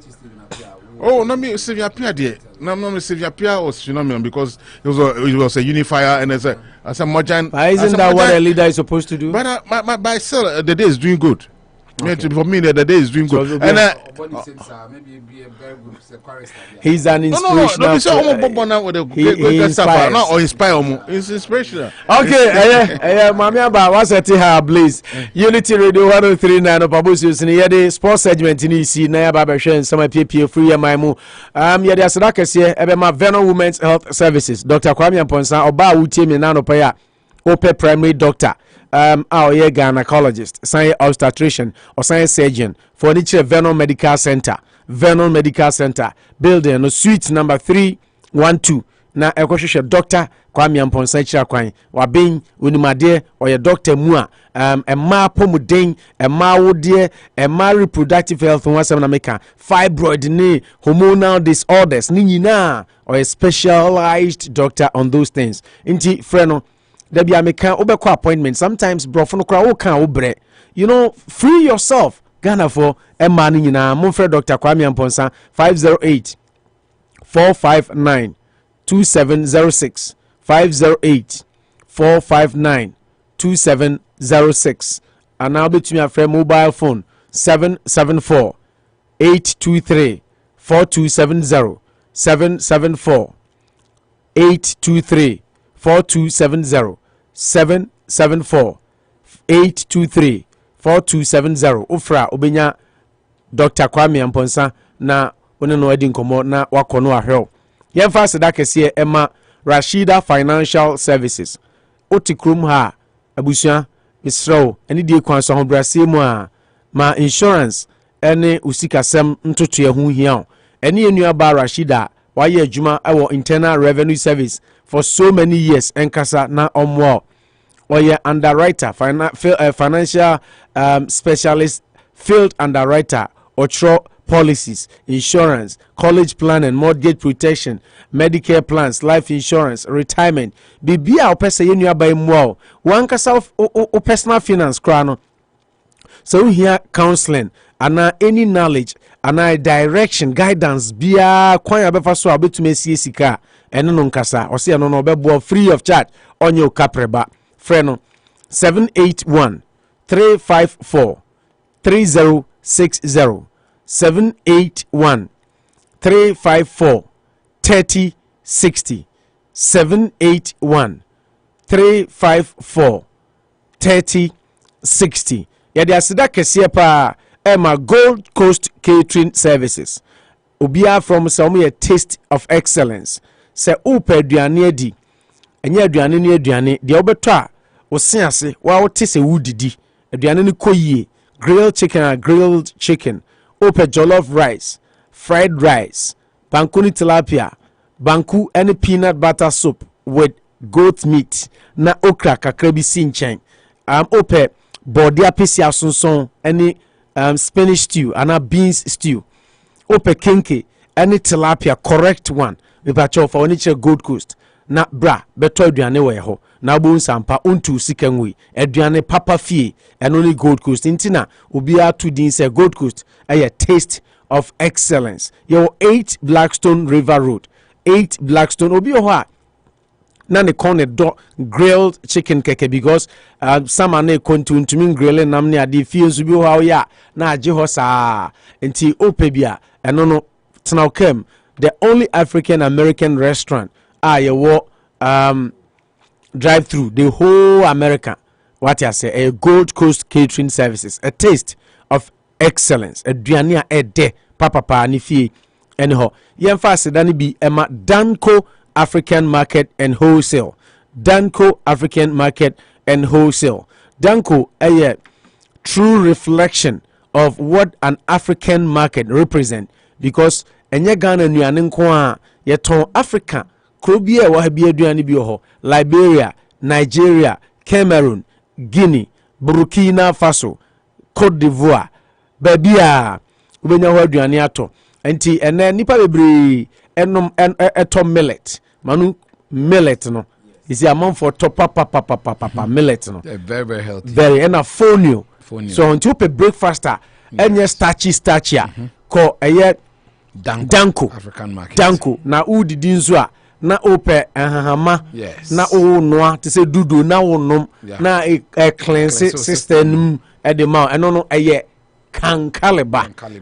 Okay. Mame no what the baaku bi abeka na no minim last am ko bi o mame Kankaliba ni yeah combination yeah until called Duncan African Market and Wholesale na the new Duncan 785 Main Street na no ka say ebi mo ya na o masan ko Pleasant Street no so the new Duncan no Main Street 785 number na ekokoje odie na bibia nkonkan enyumako wenum nyina daroma ena omobo enchidoma yade yan political discussions no de bro manu na ne ye behwe ene kalu Rev Owusu Bempah rearrested ena eye Calis Bishop Conference criticize aban ema manfo ashase to bi ma omo na ma omampani dada John Dramani Mahama proba oko ewon kran no nso ede ne ho agim or say this is madness we can choose abadam sem cry and joy for the omo peke said NPP's response to Catholic Bishop is what we call arrogance of power. Yeah. And also be chirim choose maswa tumi swa maso ya di tumi amamo na ase mo aye ahomaso makunku na pempem na mo de abuse matena tumi na pampam yes exactly say mbrade ye sha ekosha ase but omo do mo shembra na no mo akotena na pempem no mo de suppress omo. Okay, he also touched on nanado aban say omo ko bobisia na ono te so omo so bobisia inflation or inflated contract also no the omuko boa no mo abedi borrowing for only consumption bad and also enyina ya dia omampani dada Mahama kan behwe your claims are baseless. Kwamena Duncan replies Catholic Bishop Conference. Demonstrations don't build roads.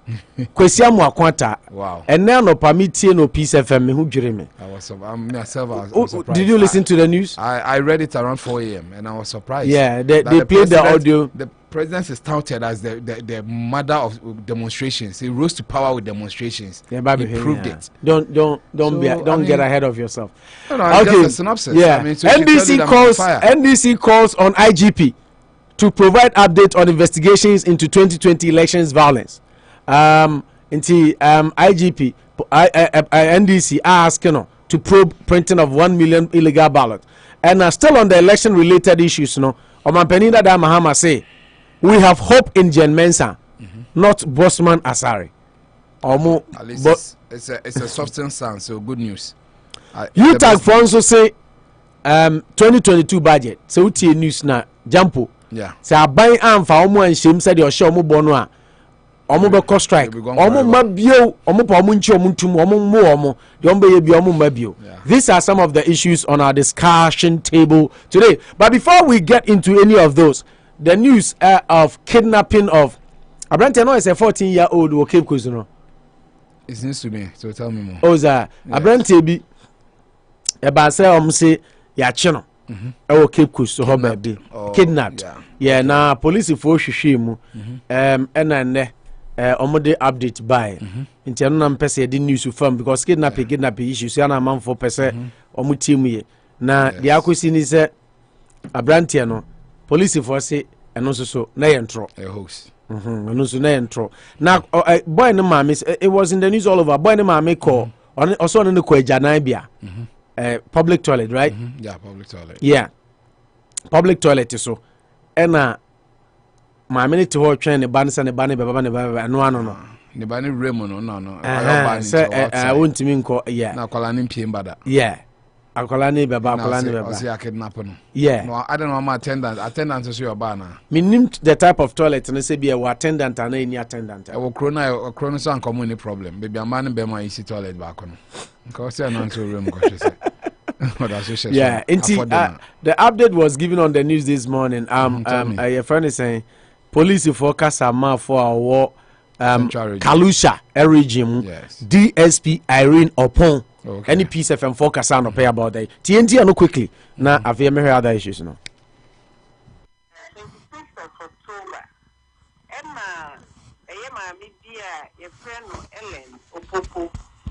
Eko chufupa so police station eko ye complaint say akwala onene si a wedding 12 years akwala no aye inti sane de bia ye no de ma krata on fa ko radio station na yenya announcement police nhwehwemu so cost 29 3 days later Emma Obeka say akola no one papa no ehunu na akola ne ba ya yetutu na no hello yes we yet you pa akola ne ba ya yetutu na no na akola de kire say Emma be actually share pick up mu edene call the be or yedene call na akola de mi so pick up mu you didn't do one more cancer, you didn't know me end. It's a year, sir, a year counselor. You didn't have counseling, not counselor, no to na counselor, no to know, and they say, Akolano, you be kind, a catcher person in Nana, a young tro. Na bibiasa kidnapping bi achina pick up one and be severe anymore. Name no ma no man instructions so in the and a way in a man no they go a bufu PS. One men see no idea sign, no so bad. Get up on the see a busan saying him from the train say no name to cross so any part lorry station one.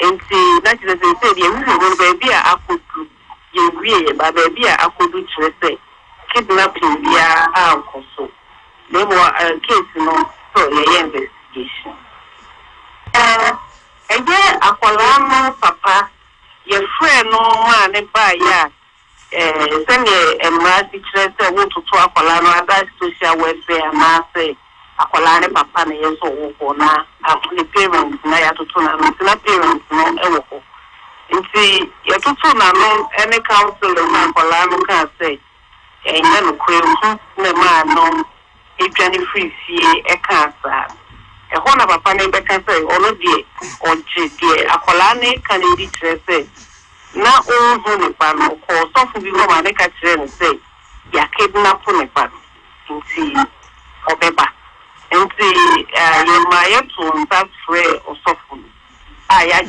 statement e won ho bi anim if I just say me say we na say arrest bi anim sa e na court sem bi anim sa once police make me up to from me to from now bana say me take caution statement on yeah that is say my arrest no what to maintain now we try surety a detention and see your money bill that is say arrest and you're using but you're to suffer on or buy it in a far process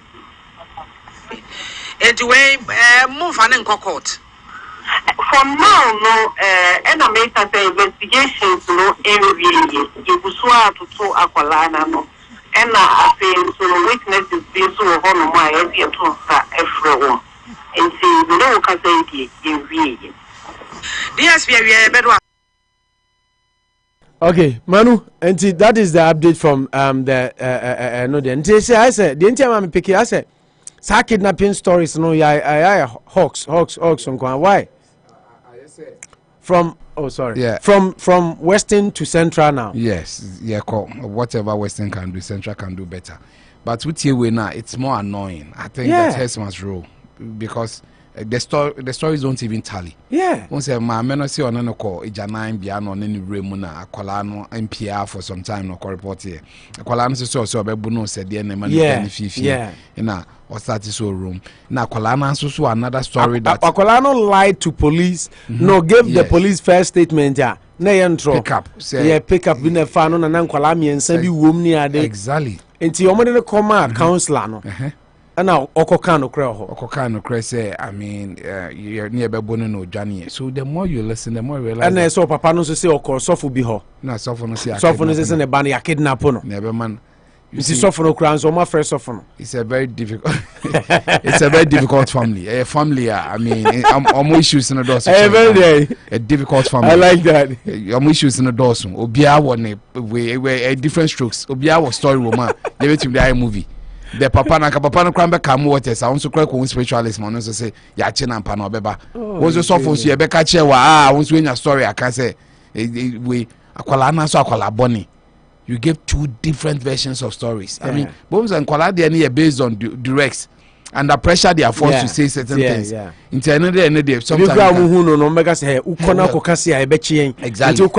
Exactly. Those things all come to the play that when you say at that point in escalate as police in Nabim, into other main control be manning your way, but tell my counsel and cooling it down. We say you're shame. Now we are juvenile now. In any case, the family they have. I mean, sometimes we wish we could throw it under the bus and walk away, but about my own said the story has been corroborated about story be we cry wolf shepherd, small boy shepherd, we cry wolf that wolf in the by anymore. People didn't take it serious. Because all of a sudden me sure some would not to say kidnap about Ghana, you turn the other side and sleep. You will not even want to know, but maybe it is a real one. And the Pabone no the umbe gym. So the police, you see, still I wish they could do a very professional job with this. It's we should with PR on he just gave us pockets of the whole incident. On one example, on corroborating in Yanwe, only to school as what is detention, what is a caution statement, what is bail near idea, which is beautiful. I mean, that's what I learned from her beautifully. The caution statement, you've been detained near idea. Yeah, sure it is better than bail near idea. It's good. It's good for that education, but the family they need help more than. But I wanted to say spiritual, but spiritual help now. Psychologically, they need a lot of talking to. A lot is going on in the family here. I think nobody is thinking right. Nobody is doing the right thing for me to have some respite for the family. I'm so disappointed. Papa, Mamiu, Ebao, Abba. Kalu, minim zodi kakrabe kawanzani I get it to the other issues now. Mamiu, Ebao, Papa, kidnapping. This is in your region. Now we have moved on from Manucho to you. Yes. It's in your region now. I mean, I don't know what is coming over Ghanaians. Maybe Mr. Sanomo Yeno. On to say I cheat and conform punishment parkers here. 6 years in the bio, no, if you say so. But someone punishment nine years here. Ask from one almost say almost your concert view, say they be no you don't know the implications, say, for GBB or Ghana, 9 years to next year, so more. Now you are just giving yourself up to the authority, the policemen to nab you and take you to a fencing prison. And my question there, okay, may I acknowledge a couple of people watching us on Facebook. Kwesi Alaba. Na minim se Alabaya nanka ya madiana. You see the footballer ni din wa fa kan na. Kwesi Abia Alaba Adams. Yeah. Alaba. Ebia be Alaba. Yes. David Alaba. No, I find so be obobo no afa Alaba no be open asem. Yes. Because Kwesi Alaba Adams and Kwamena. Unless of course even so say people not in heritage and they have some of these beautiful names. And Kwamena Safo. Thanks for also watching us on Facebook. Nana Kofi Diewo Darlington. Nana Kofi Diewo Darlington. I'm not sure it's my own Nana Diewo. Oh, David, we go. Exactly. Nana Kofi Diewo or Ghana. When you say, Edian also uncle, Edian and come to Facebook, and then I chamber more. Manucho, the Enfa, or would you say me India? I'm not sure see Dimbe in the chair, but Nana Kofi Diewo Darlington. Uncle Puanka Minion more. But I think it didn't work. What I send the messages called news, Peace FM near this. Yeah. He's also watching us on Facebook. Yeah, of course, welcome to our platform. Peter Osborne Mensa. These are new faces. Yes. Okay, quickly, young get it to the other issues now. Rev Owusu Bempah rearrested. That's where we begin the show from the less heavy ones. Yes. We can say, hey, Rev Owusu Bempah. Now. Yes. Rev Owusu Bempah has been rearrested for threatening the life of Patricia Odro. He has, however, been slapped with the new charges by the police. Rev Owusu Bempah is standing trial on 2 different courts. Now, Rev Owusu Bempah, the General Overseer of Glorious Word Power Ministry International, and 2 others have been rearrested. This comes shortly after they were discharged by the Circuit Court. The prosecution, led by Chief Inspector Dennis Tekpete, had Wednesday morning prayed the court to discharge them of earlier charges following the development of fresh charges in the case, according to Kasapa FM. Aside this case, Reverend Bempah and 3 others are also facing charges of causing unlawful damage in a different court, a development the lawyers are unhappy about. Oh, so we are already aware. Yes. Reports by Kasapa FM Online indicate that the accused persons are currently waiting for the case to be allocated to a court for the new charges to be pressed against them.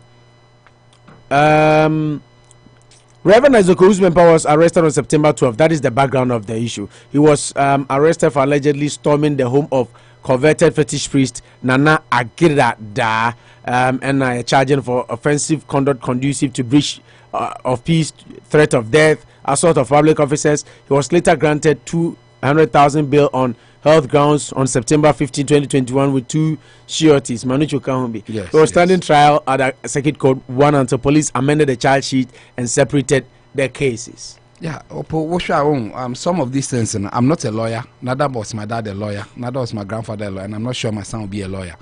Worst case, he'll be a Catholic priest. So I will not try to be an expert in answering this, because I don't understand case I work court. What surety he rearrested. Why would they rearrest him? I was thinking that they should give us that angle to the story. That is it that he's influencing evidence, and as we saw when you fresh evidence, HSA Jana and I said then because that's my court today. Why rearrest? And I say the headline is misleading, and I said then because we already in Ashara and Bimsel almost out of fun to police station, and I say BB. So it's a running story. Yeah. Okay, yenti omo news item on that. TVB from Asemsebe Ghana web. Inti rearrest him. Why a rearrest again? Inti narration. Amania Baba told you, say, Rev Owusu Bempah, yes, of Penny, Edema Glorious Word Power Ministry International. On the Nasofon Kitwano, ya sign at your mubium. Nanasan saying to me, Bekaya, on the Nasofon Kitway, Echo Bon and Nagrada, and Mekoba de Sano, Yakochi or Mu Ekogu Efiance. A Muana Rev Owusu Bempah, Koyare, Mekoba say, your money bill 200,000 Ghana cedi, and ye share the sound some court and there. Nanomo court to know, Yakwa do Bofon, Estra court, and say, or Monchini, a diabono dadano, and fan sign. No menya kwedu for e di abono and na police for and as a court no e di tu masisi ano ya san chinyi biem. It is a charges omabono new charges. Yeah, mo be drop the old ones. Yeah, maybe he will be granted another bail, different bail based on the new charges. So maybe I'm sure it's very procedural, so nothing so strange in a court system. But where we sit in we are small potatoes. It brings a lot of I mean, we wanting to know the reality that we are actually not court there. Then yes, I'm coaching you. Now, the name we want now touch base on the you say Adana case no exactly. I mean that you can run it concurrently. I mean, why would the person be here? And you see, as much as we don't want to assume the high powers of the court system maybe, but they should try to synchronize it, because it will not make a lot of good sense and judgment. What if we convicting how will it make time to come and stand the trial at the other side too? Because sometimes, I mean, crime is crime. As much as I agree that the charges not about kind of because the prosecution team led by Chief Inspector had Wednesday morning prayed the court to discharge them of the earlier charges. Exactly. Inti obo ono koka say your honor charges na de bo Owusu Bempah there uniform exactly and a court in the uniform, and then new charges were pressed on. International say first once now there everything is null and void. And if you must sign new charges, no means we have to arrest you and rearrest, and then you get another bail. And so these charges are harder, more stringent than the earlier charges. I believe it's purely procedural. I mean, as much as we need there, you better say I don't know biomono. But what kind of story I mean, that is procedural, that the old charges can't stand. So what someone fresh charges there, then it's as good as saying that the old ones in cancel, because based on the old charges and they arrested until new charges are banned, then it will just follow. I'm not sure that he will even sleep in the at the police station for a second. But in principle, it's a rearrest. That is how I understand it. How the story really runs. But whichever way, I mean, are you happy that they are not dropping? Because sometimes Utaka say, but I think the police means business. I'm still sitting on that high horse, because then I'll get down and come in and now them kiss their feet when I realize. Are you not a little convinced? She said that's a near with them pressing even harder charges than the previous ones. I've always told you that I'm like the Catholic Church. All these things can be a very beautiful movie. a very beautiful drama. At the end of the day, I can just say he's been cleared off the charges. Where were we? I mean, maybe he won the case genuinely. That they didn't have a case. Until when they, I know people how they play. I usually not like I say, yeah, Freya, Gigi, but I say we know. The police seem to be following up, and I'm also press even stronger and harder charges. Exactly. So I'm expecting a beautiful end. Someone who say, not because I want them to put him in jail and I say, but someone the more around the more say no, we have a case and we can really put him behind bars or make justice system. Yeah, make him sign a bond of good behavior for 2 years and I say BB and I say you should tell us and come share at the end. Okay. He will slow down. You see, I want to see something at the end. Okay. Then I will agree. I will get up the aisles, come and kiss their feet. That at least the laws are working. Okay. Not in like into jail. I win nothing. I don't think that make a penny, but the bad girl no for power. But better than Kaluja. But she has a beautiful daughter. I'm not saying she does. But we won't girl no. Where? She didn't to jail. I want to be. Name the bad girl. Oh, then go and look. Well, okay, manager. What I say, manager, wait there. Will last stop.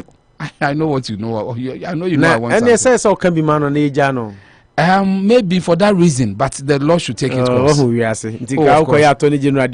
Oh, of course. Sometimes I wouldn't. Maybe I can't mean to me a judge. I can only be a bully lawyer. What's some yet the crime make be maybe there was some yet done. Made you kids, but judge they mean to me. Probably will see show you. Oh, there some yet there.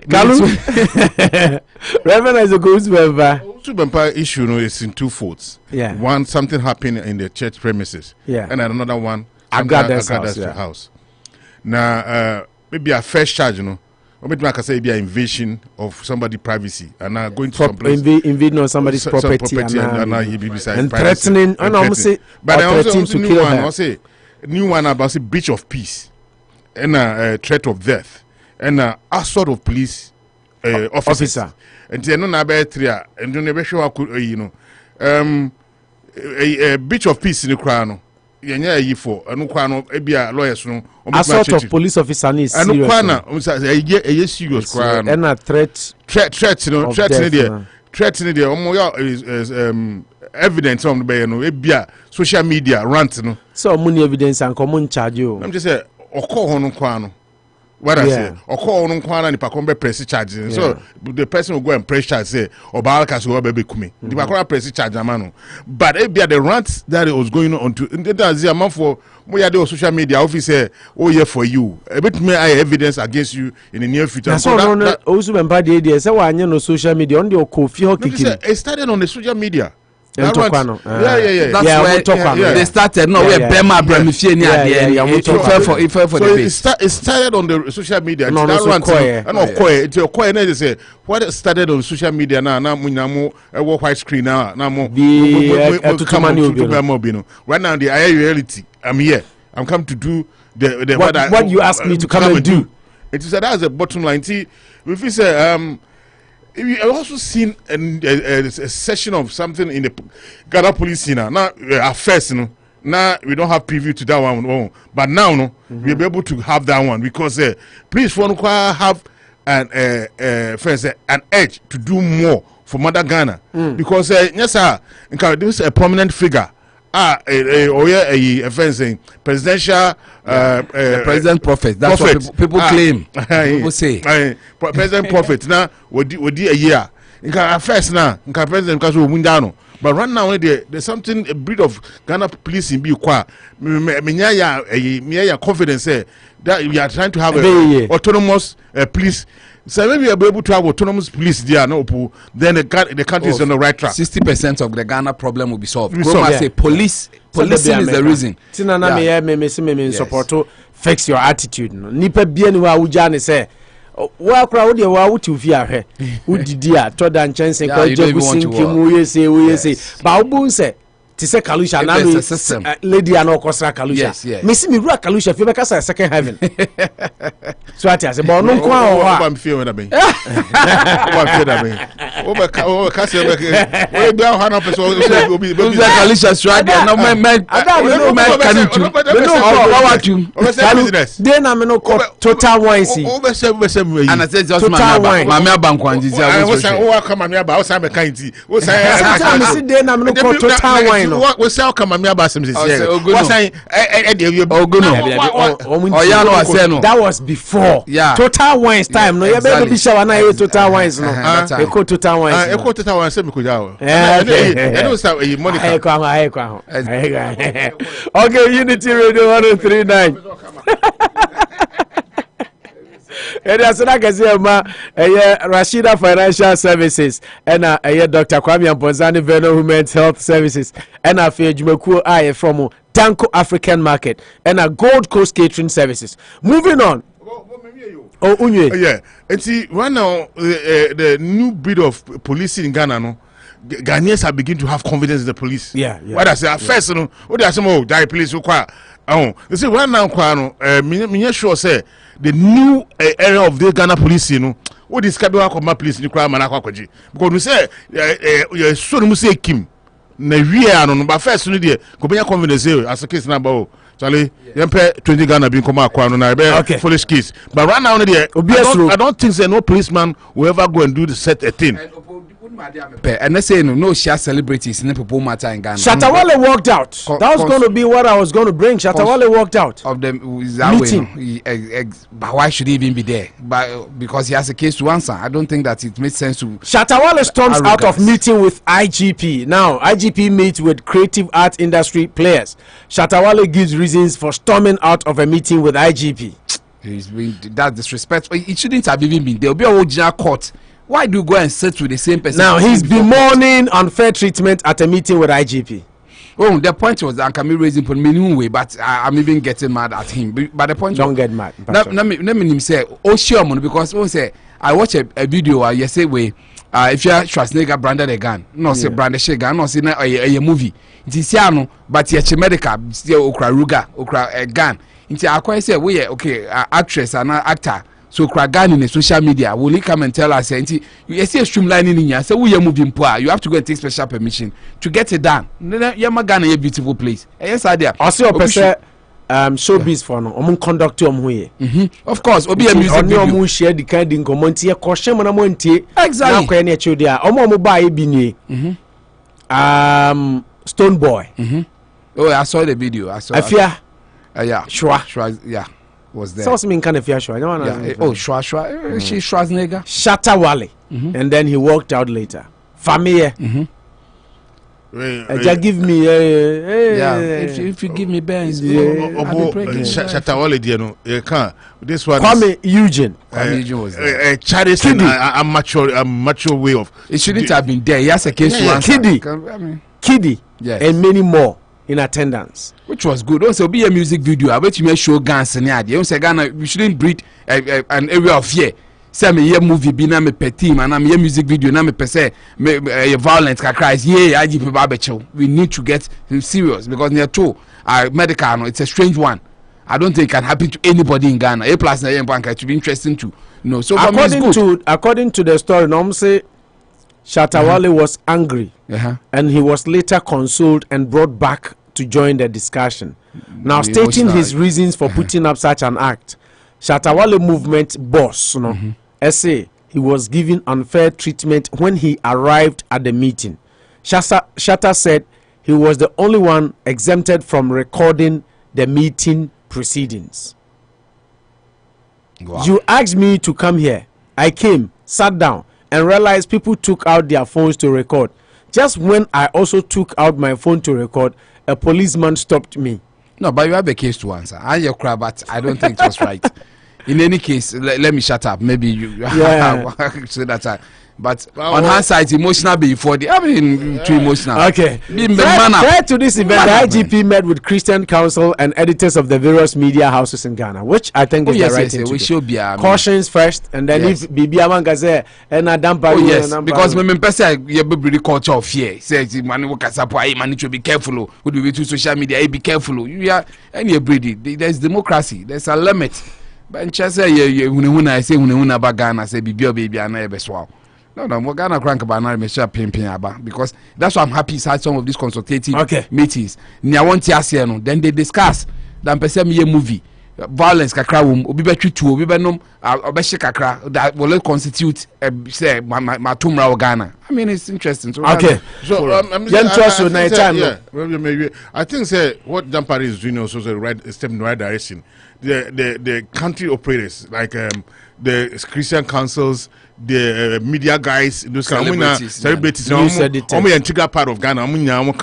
Almost a month for mentors, a month for very influential. And to no share there say this not be please for no. Now more for new confidence you. And they say a person munya jidio mu say jumano. You bet me aye.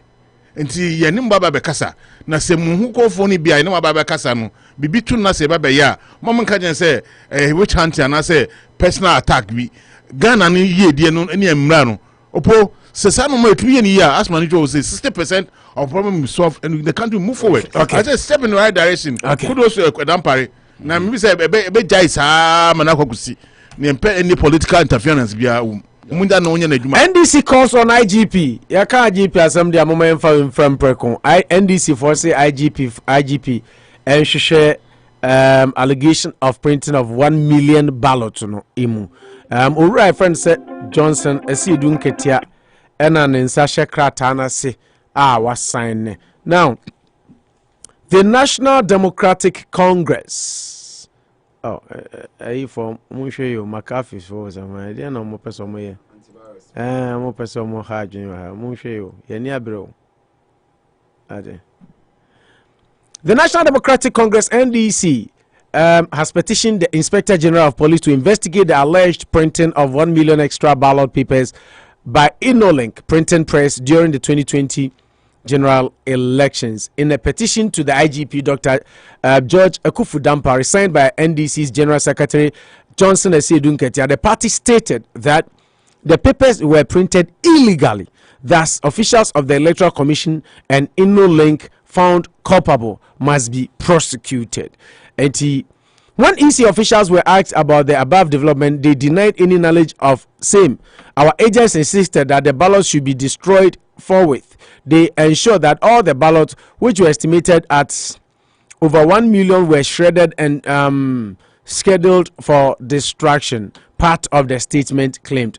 In fact, let's know and I think that is the summary. Yeah, that's the bottom line. A three-page letter. Wow. Petition for investigating and prosecution of persons involved in the illegal printing of over 1 million Essex presidential ballots in the 2020 presidential and parliamentary elections. And the introduction talks about it, and then particulars of complaint, and so specifically state Oman number up to number 20.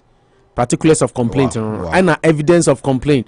6 evidence of complaint in here. Videos of the excess ballot papers discovered at InnoLink printing press. Now see below are the pieces of evidence attached on a pen drive in support of our claims. Photographs of excess ballot discovered at InnoLink printing press. Certificate of disposal of waste ballot papers. Certificate of disposal of plates. Video report from Joy News, UTV and TV3 on the destruction of the excess ballot papers at Old Fadama on 27th November 2020. Video of arrest of a man in possession of tampered ballot papers. While looking forward to your swift investigation and prosecution of culprits involved in the above criminal act, the National Democratic Congress, NDC, wishes to assure you of its full cooperation in the conduct of your investigation. Signed, Honorable Johnson Duncan, General Secretary for and on behalf of the National Democratic Congress petitioner. It's interesting, and make us say some of the videos they've shown them. I don't think that it sounds more like a broken record. Maybe we need to get closer to this matter. So that's the only place to take it is the police, IGP, CID to look into. My little worry is that I felt it will come up at the election petition, but maybe there are two different lines. So we have affidavits near the normal fancy shame. So they could we only discuss what is being presented. But yes, Anna, you wanted to state a case that you were cheated. It was an avenue for you to also have some of these things to be discussed. But one fine share, you decided to stick to one part of the whole story and far more. But still, no, I don't think they've done anything wrong. They still have the law to send it to the IGP. They now repose confidence in the IGP. They now repose confidence in the IGP and they've taken it to him there. It's a call in the right direction. Because my issue has to do with the fact that I'm not to preempt. Just seeing that will be printing extra ballot papers does not culminate say ye man and say BB. All those things you should be able to get to a conclusive end. Because this one are ends that can lead to some of the things that can lead to being cheated. Yeah. But to me prove say now because we confident almost here almost say they agreed and they went to burn it. So the videos of burning destruction, certificate of destruction. Yes, but just that they went there, almost say they went back to the place around 12 midnight and people were doing printing. No say electoral commission. And the electoral commission at that time be denied because say if they want to do extra printing, they don't need the agents there near there. They even have to also deny at that point in time. So I say we can't contact them. This is just more like issues and this for no reason. But you feel it's a step in the right direction, right? I think it's okay. The EC I want to see how the EC called for this investigation first. Obeka said Bossman Asare last week. Mahama allegation. The problem I have with Bossman, then so I said Mahama must say tam printed, but don't say Mahama no say extra printed. Well, you get me? Like I'm going to say printed extra 1 million ballot papers. And now Bossman must say they saw 1 million tam printed ballot papers. They are two different things. No, Bossman actually they saw. Or no say Mahama say they tam printed 1 million. But they tam printed and just they are tam printed and people they win minya 1 million. But when we say you printed extra 1 million papers, I want sanction because you're printing munya agree in principle. But in any case, it's good that you conclusive end. But maybe say jumping the gun. How did they translate in you being cheated? Because we are going to see a print 1 million. It's interesting. Who is jumping the gun? Me jumping the gun that you should show me you say to see a print you say no on the election day no. You who alleges must prove that 1 million ballot papers found their way into the boxes for it to affect your fortunes. Do you get me? Say want to me improve it no. Obeka say mistakes will happen. But elections one policy elections are won on the election day you win elections. Nti that day no na ese will be away anymore but in ebe sini we ni nyina de ebi na ekodu say wa say bia do or die as and say you are running out say a mantra atade enka ho wo say do or die de enka ho ba wo kan de and papa ne ade you see they need to get come to a proper way nti remember they say in all this 1 million how did they find themselves into the boxes? You have to prove to as I send this is 1 million you see a print no a 1,000 copy how you say no but interesting. Right now in the petition all they are asking and it's a omo print no yenchi prosecute you. That is the basics. But you say 1 million so far me ntumi kind the entire point but particulars of complaint no baby omo ka say omo kan baby na mecha me hu baby in all they say they found the way they haven't related it to their loss. Baby Amoaka said they saw some tam printed ballot papers on a man. Printed on a man, but does it mean it come from the 1 million now who interesting? I'm not saying that 1 million were printed a year. In the first place it was wrong because say agents will be there doing printing in every region. Printing on one region, when they see Kumase, Ashanti region. Yeah. Say link no wa here. So it is wrong. Say nipa beton from 9 a.m. till 5 p.m. More printed here, more can be. Then back 12 midnight. I was printed there. You can never tell me that it was correct. Yeah. But all some of these minor surgeries. I know I'm using my words well. How did they translate? I mean, you have to prove to me. Yes, they should learn their lessons and move on. Okay, Kalu, but I think one Akasa crime has no expiry date. It is wrong even if they have accepted, and not even if they have accepted they lost the elections. That's why Mahama said the do or die comment and it came in. Even if they have accepted, now Mufu says something wrong was done. Until let's investigate, punish their corporates so it doesn't repeat itself. Is it wrong? Well, not wrong, but more the import of these allegations may the import of these allegations are they? Madam, the reason is also 1 million votes were either printed or printed and not printed or whichever we no. If it is even printed or printed, did they have any influence on the election results? No. what I say and most more who I say no but investigation I say no investigation I no are they going to a mandate to some printed so for pay and they be printed obi na ka say omo nya adwuma no nti omo print here say omo print 1 million e kwa kwache omo say omo de omo pay omo pay political party bi asem nti omo print ade na kwa omo omo at the detriment of omo finances ana what have you tell us say uti particulars of complaint now first point and say that as part of our electoral process, the Electoral Commission invites agents of various political parties to monitor the printing of ballot papers at designated printing houses where ballot papers and other election materials are printed. Inti sebe printing 1 million papers what they are saying is a omonson crow for war. But no mon crow for new.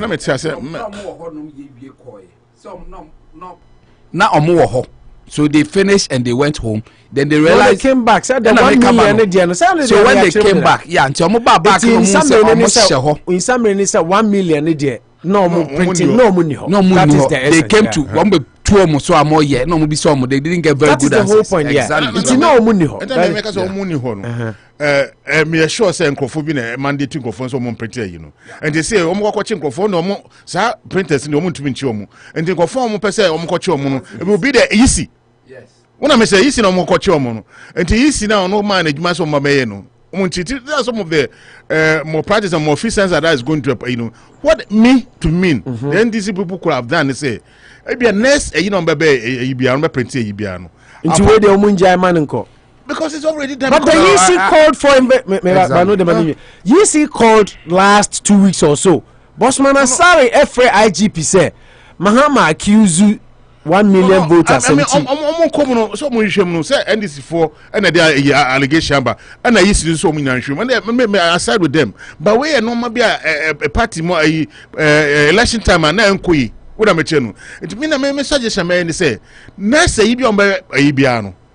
Enka apart from say a political parties now representative kono. You see now Anka need to Nkofo bi dey as o mi yemu Nkofo ni bi ko na please for ebi kokra na undercover for when I'm telling you please no share a phone into my solution say no recur into the see we need there they did not have an influence on the election into my fan say so obi ba be wia o anya mfa phone no okay wa ba fie oba be wia o na wa che kronfo wa anya nwia phone no ofa no de to ho o si o we de wa anya influence wa anya mfa me phone no nti yenya no sa no nko opo me nka so nya me asma me sa Nkofo na mo so mo ko edwanfo na omo printing na so the import of the investigation me say Nkofo na omo so omo nkochi no link for no nkochi no na me omo nka say omo nkochi no link. They're only calling on the police to investigate and punish. Me metiase you. Na me say Nkofo na omo ye adwuma no. So omo na is a political party ni wo ho. Na omo ni ho. And I didn't kwa to board down to the headquarters of the EC. No, but let's why investigation should run. You cut to the very end so that we correct that mistake. Say Nkofo yeah, then I'm sure you say ebekwa ko see EC nti my nhwehwe. No, me so omo nhwehwe but another bottom line say Nkofo na say many do omo are they going to arrest the link for no yes, you put them and are they going to arrest that is not my job that is the job of the police they will arrest link if they are at fault no link they are not at fault obi na instruction that is where the police comes in that is not to decide na me say adene the bottom line say link ni there ono there oye adwuma na oye no, be a man mandate. When you say agents, one not printing, why will you print in the darkness? See the point. Maybe they say they should prove how the point is it's not in our hands to decide. It's a no link na from so. East na from so. MPP for na from so. And NDC for na amba. How could they even crowd to say? Nipa Muslim who are no more can ya shade no. So how do you have to even go and just bring it up? Because then the thing was destroyed. And you say more alternative say next time no obia me print bi and until I call say IGP investigation and the investigation we no come out say ne hu ya what are you going to do again what amendment you say o see yen hwehwem na yem punish, yem prosecute those who are found culpable. And the omo di sabone for sem no. That's what NDC is calling. Say no link for more print, you know. I don't know. That is down to the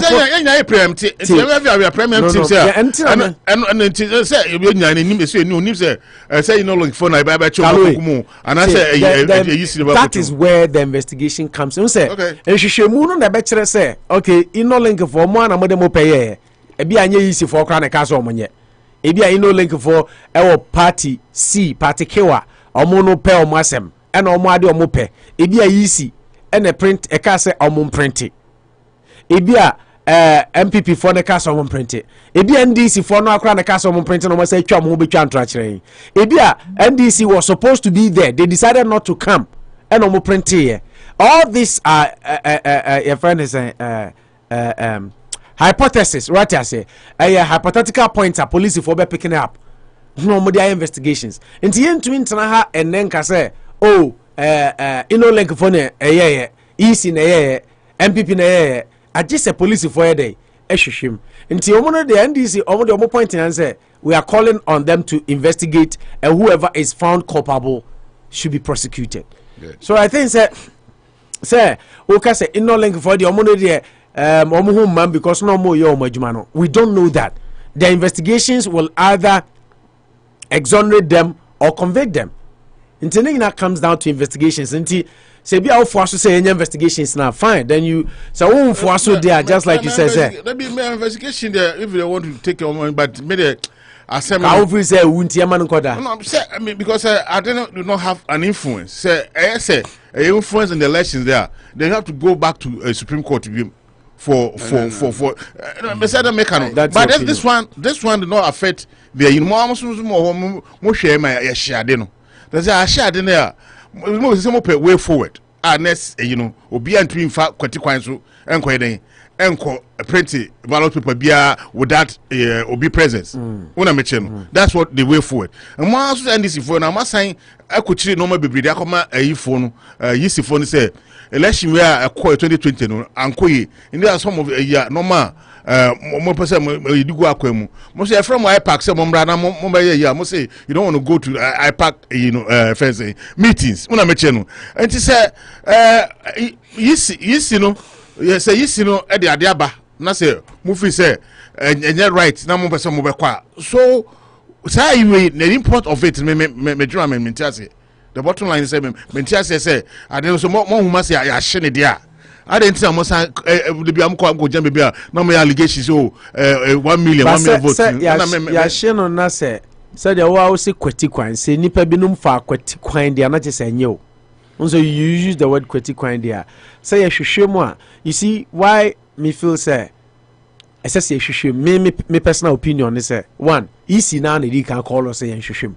EC called on the IGP to investigate. 2, NDC calling for it to be investigated. No, said they all can a very fine elections. No, and yet against MPP and then against NDC, but for future elections because menu na ye was a notion is a party be a war power be a baby abem, even not the war power and kwa. Ye was a dear no. Inti se police for shishim ne be a nipa be omudi enyembrasam. If I could take said your kind or not, yet true on my swan. A best serve was deterrent. It is the same thing. IGP, I have born a Baseless with regards to Shatawale Mone idea because Bibianica said, oh, a chum, Anya, ya to banner, but ya to we are still it me prosecuting for. We are ballot boxes, or mom ye it's me prosecuting, even though the elections are over and winner declared. It's me first, and Mushishan per se, dear. So be another so trimu ya fine akobiri wonku another you say you see from election biana ballot papers no how much no more printing and how much in excess more printing and you say we you see no nyina will complain him say they make them aware of how much I'm printing or every constituency so already full na ewom say fan say jusu dwaben ya print 5 million 4 million 300,000 omunyina NDC, MPP, APC, Akwiaronko party, no Mimi party, no. Omunyina ya aware na ya printed. That is what according to the letter na NDC the buy no. particulars of complaint. Almost say na process. Almost say machine mama. The only thing I wanted these people say they should push out for the reforms. Reforms now, per bilateral minimum for 2020. They should push that one more. Now, when the allegation on for energy, reform na ina edibra mona edi kuchibre mono. Monya mai ene beboy. What I'm saying, but that allegation is there. Maybe there. Because it not have a direct impact on the elections results there. I don't think so. Okay, so talking about election ni ECD no na Omampani Mahama say. In fact, okansen bi na manfo antiase isi maame na ohwe so no Jean Mensa no omo ogidi wonimu na mu papa bi na ye friend say Dampare ne de nyame anim ni enya ade a omo ogidi wonimu Bossman mezo say Dampare Bossman enya ade omo. Former President John Dramani Mahama has said the National Democratic Congress NDC has no confidence in Dr. Bossman Asare, the deputy chairman of the Electoral Commission in charge of corporate services, as far as fairness in the 2024 election is concerned. In fact, say Enra, our story we mo picking up, right? Yeah. Mahama Dika say Bossman MPP ni. Or so on the kind of plane said Dr. Bossman MPP ni. Or say Mr. Mahama said Dr. Bossman Asare is a governing NPP party member. In his view, Dr. Bossman Asare appears to have a problem with him, Mahama. Until I say, Mami, I friend no Jean Mensa de, Omu Jidi Unimu. Nemu Papa na friend Dr. Bossman Asare ne de, lalai, Nyadia, Omu Jidi Unimu kra. Na ni poste nyina che se, as no Mahama kra no, Omu ewo problem. Kalu, Manu, quick, we embrace fast. Well, so with them say continuation exactly. of for me, I'm a bit happy because all along, we realize that now Kwesi NDC does not see eye to eye. I see. The person we have hope in is Jean Mensa. Yes, because she is the chair of the commission and she bears ultimate responsibility and not Bossman Asare. Exactly. I mean, that's the joy I have because it looks like there was a long-standing rift between Jean Mensa himself as the chairperson, herself as the chairperson, and NDC. If there are former president because or not they have confidence reposed in her, say or your chair, and she has a genuine but democratic mandate to provide a just elections for Ghanaians into the corporate. It is good. You see, Bossman there and no say I mean Okofed or say or when he was at University of Ghana, no a patron to an MPP group or Munyanim governing at least be any mwase into those things and in the principle that say it shouldn't affect. So bit to no like MPP near na say we are ready to be a deputy commissioner. What should be the problem? Inti be shown coloration not to be holding position in Ghana.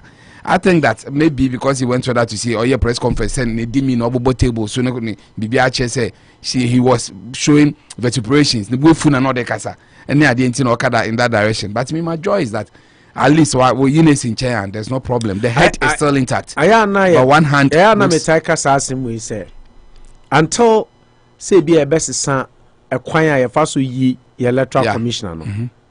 We will always have this problem. Exactly. Because me can ask him we say I mean, let's be fair. We are human beings. Manu, what now lead the Unity Party. Yeah. Say Nkotwaba. Now you won the elections and you have the mandate to appoint somebody to be the EC. Are you going to appoint MPP? May appoint no, but I will tell the person to be fair because you have to live with a conscience. No, but and yet to be fair or not fair, that is not the point. I wouldn't that first mistake of taking somebody from enemy camp their main year.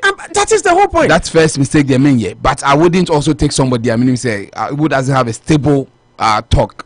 You know, Zentana, I mean Charlotte or Jean Mensa, I'm okay with them. I mean in principle that I don't think that make sure President Mahama point and he say President Mahama as we know and when your opportunity say I'll be appointed electoral commissioners 3 now into MPP. Oh, then sometimes you know, sometimes I get gingered when he's complaining is that he had an opportunity to do reforms. When an opportunity to do reforms, because you did president, you did next to nothing. But today you sit at the other side and complain because it's against. That's what I have a problem with. So me can't be at the likes of no. You see, when you are complaining, sometimes I'll look at your coloration too. I'll look at the messenger too. That wouldn't be there, I see a chance because me sure says your mom will not chance be man. Then what I'll see is the reform. Say, Massa, Constitutional review are all calling for it. Yes. He had opportunity, just like you said. All the opportunity I will crash starting here. The legal doyen at Tamils starting here. We buy Yes, 2011 they had a comprehensive report that Kwamena speaks about. Metie mu so mo say okay, say ye to me start omo wie report no, you have to do implement. Yes, ye roadmap for implementation. Tanka 2016 and cover implement. But it doesn't what person in term of doing 1 year obetumi aye. There's no reason that 2011 ye reporter, 2016 and cover start 5 years on. It's in principle there. I think he's tasted sugar, he's tasted sour. Into no chance bioma. I'm expecting him to do the better reforms because sir, what's now so down whatever is being used today against you. You've used you them enjoyed before. it. You've used them before. Yeah. You were appointing 6,000 people to positions. When I decided to obey Joyce Barrow, maybe I will offer back or cousin so offer back. You had the chance to elect a lot of people. I heard him now say same problem. Evelyn Asare. My sweet Evelyn Asare. Wow. And Emmanuel Opoboima. Okay. Evelyn Asare for some conso. Why? No dini birthday na. Na person be my same conso. Evelyn Asare was in one of sin one of Ark, right? Kali Church. Yeah. Father, Reverend Father. What do you already? Saint one, you know, since one of Ark. Wow. I saw the cry job breaking. Yeah, sure. Evelyn, special good afternoon to you. I did this on here. Oh no, sister, you know, I didn't tell me to inform myself. Kaluma now, so because I don't know the segregation by impartation. Say, that's how we see Felicia or being by also Chia Felicia. No, win him no. We Felicia. In fear, him yedi, win him nothing. Felicia Usta.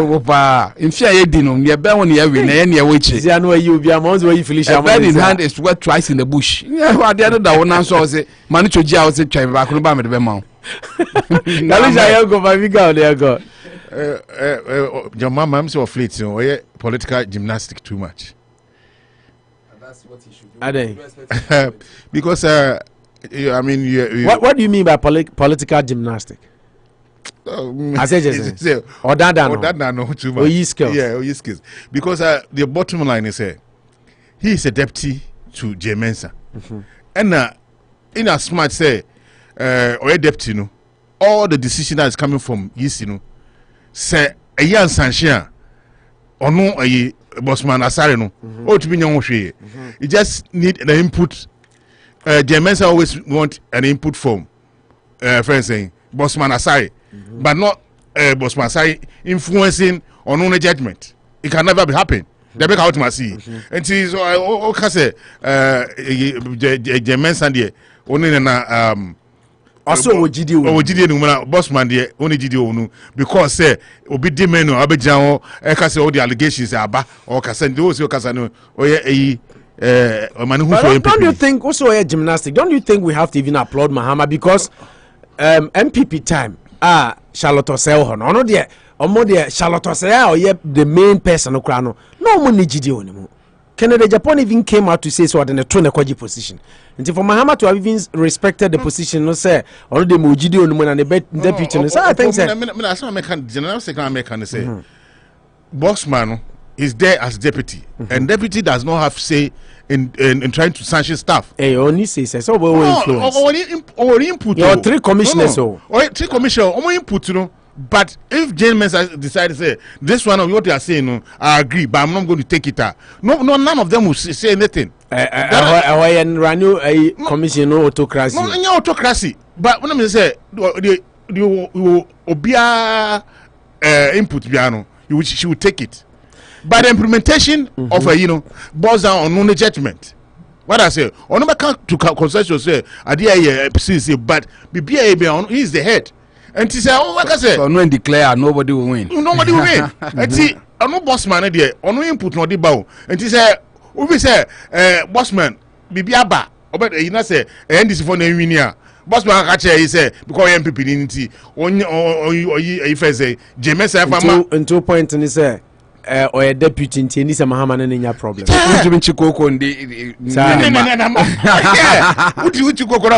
Because like the attack on Bossman or me feel say the thing is you should not go. I mean, or your deputy in as much say ono so the party but we be a papa that make us say you say medical elections are na NDC for winia Bossman do akache Jean Mensa say one people nti no but say election no nya declaration kwa there were technical aspects and reforms and I won't say this press conference cry about nanu a Bossman ka say or reporter Madam Paron kuhwehwem no say nya Jean Mensa na kasa Bossman Asare. No, Bossman said maybe spoke for the EC. Yeah. Was made a spokesperson. Deputy there or Dimu. No, but Sanko Munina Adrian so no. And now we can Adrian. No. Or Kasa for the EC. Exactly. So that's what I say. I mean, so they are in tandem, they are in agreement. The EC chair now. No, yes, I know. Can no say once Mahama or any problem with Jean Mensa, no, he should be okay because Jean Mensa a final say. That's what Kalusha is saying. Exactly. No, I say gymnastics, meaning that why will you say you open Jean Mensa? No, open Jean Mensa, but won't pay Bossman. Or who say no, say. Is that why you say? That's what I'm telling you. Oh, see. But won't tell me the impediment, Mensa. Why gymnastics also open Jean Mensa, but won't pay Bossman. Let me just say, Bossman, me won't say funny Bossman, deputy. And agreement behind baby, say, Omo not say Jean Mensa and Sanchia, or no Bossman, what to me. Yeah, but is that no way? No, me say, and I make or time make or say, your friends say, or no, come or let me say, commissioner, part. And I mean, my example say, selection, but not say, and this a winia. Who say Bossman bit catch a Jean Mensa say, and this a MPP now catch say, and people phone a winnie. She cannot, he can never do that because Jean Mensa integrity will be at stake. And the Baka say, Nadia May, what I say, and this office say, you see no more issue. Either Jean Mensa and the rest or none of them. That's what I was trying to put across. Say about to and make us about to no be a role play. I understand you said by time about my elections now about competitions now because say do o mo beto aba when him so mo chiche o mo chiche mo put you in charge of technical and IT in charge of if meba mami nwe me point na it is say we deputy na ye do koto ba bi na me new ni a ho no e bi kwa ye de wakoto coalition. When I will share about transmitting of resource near the NASA, when I in charge at that time, now in June, dear. So you can have your influence at that point. And some resource evaluations, not more than gadget aba. I'll bet my America, crying almost to see a yabam. America, you know, say Russia interfere with elections. America, crowd, more than the computer barriers. The bottom line is say, made the bottom line is say, but what I'm anticipating is say. Now that election time is a competition of results. I'm like Bossman or in charge or buy no kind of those kind of stuff. But if the results are there, I don't think say deputy Bakunkwambe to me, let's say or pageant for one political party, you just go there and just manipulate election results. I know it can never be done until because because if you have the gadget and those kind of stuff, also go to a tabulative results are. What gadget there or gadget is operated by human beings. Maybe no crowd is animal there. May what the enemy earlier on American say. I don't and yes I disagree with Mahama. I don't even get it. Say he should have a problem with Bossman be an MPP. Me that is my whole point because that's what I say. Yeah, because Kwenya say obe appointee easy Ungofa MPP na Charlotte say be bampo say NDC call for parliamentary candidate NDC no Lucy. That's my whole point. My point and say believe in the process. Just like Manucho said, you had opportunity. When you got the opportunity, you appointed people presumed to be NDC people. The time and time again, you have to also talk to our politicians. Say obi any a year. That's what we're juma. Don't put in your mindset. Say because you have the same mindset. Say Manucho Taka says say now we are dead now who's my baby. Exactly. So can't electoral fraud. No, that means that is what they know. It's that mentality. Because I don't know what free so okay to use because maybe Bakota police station from 8 to 5 that I can't ban. I'm saying so where was the cheating? Because a collation addition at the end major tumba pass a year to abandon there. So you see a biawa, then they are sophisticated. They have missile. But they all sure they always know that no chance obey. Because it's not easy to just walk in there. People on your same long sleeves, not be with him. And easy. But I mean, you can't downplay. Okay, you move on. Your time, Ninti. Quickly, let me start with you, Kalusha. Demonstration don't build roads. Kwesi Amoako-Atta. And then invite me tea na me raho. And Yamenkwa, or the Owusu TV, na yemhesibi also Rev Owusu. Where in the world we must be history of this country, okay? And common sense will tell everybody that government cannot build all roads in Ghana simultaneously. Ghana has got something around 80,000 kilometers of road, okay? Okay, and it must be done within the financial confines of government. And anybody, who wants to be objective, unless you want to introduce politics into it. Look at road construction going on in this country. Within 4 years, government had built 1,500 kilometers of asphalt road.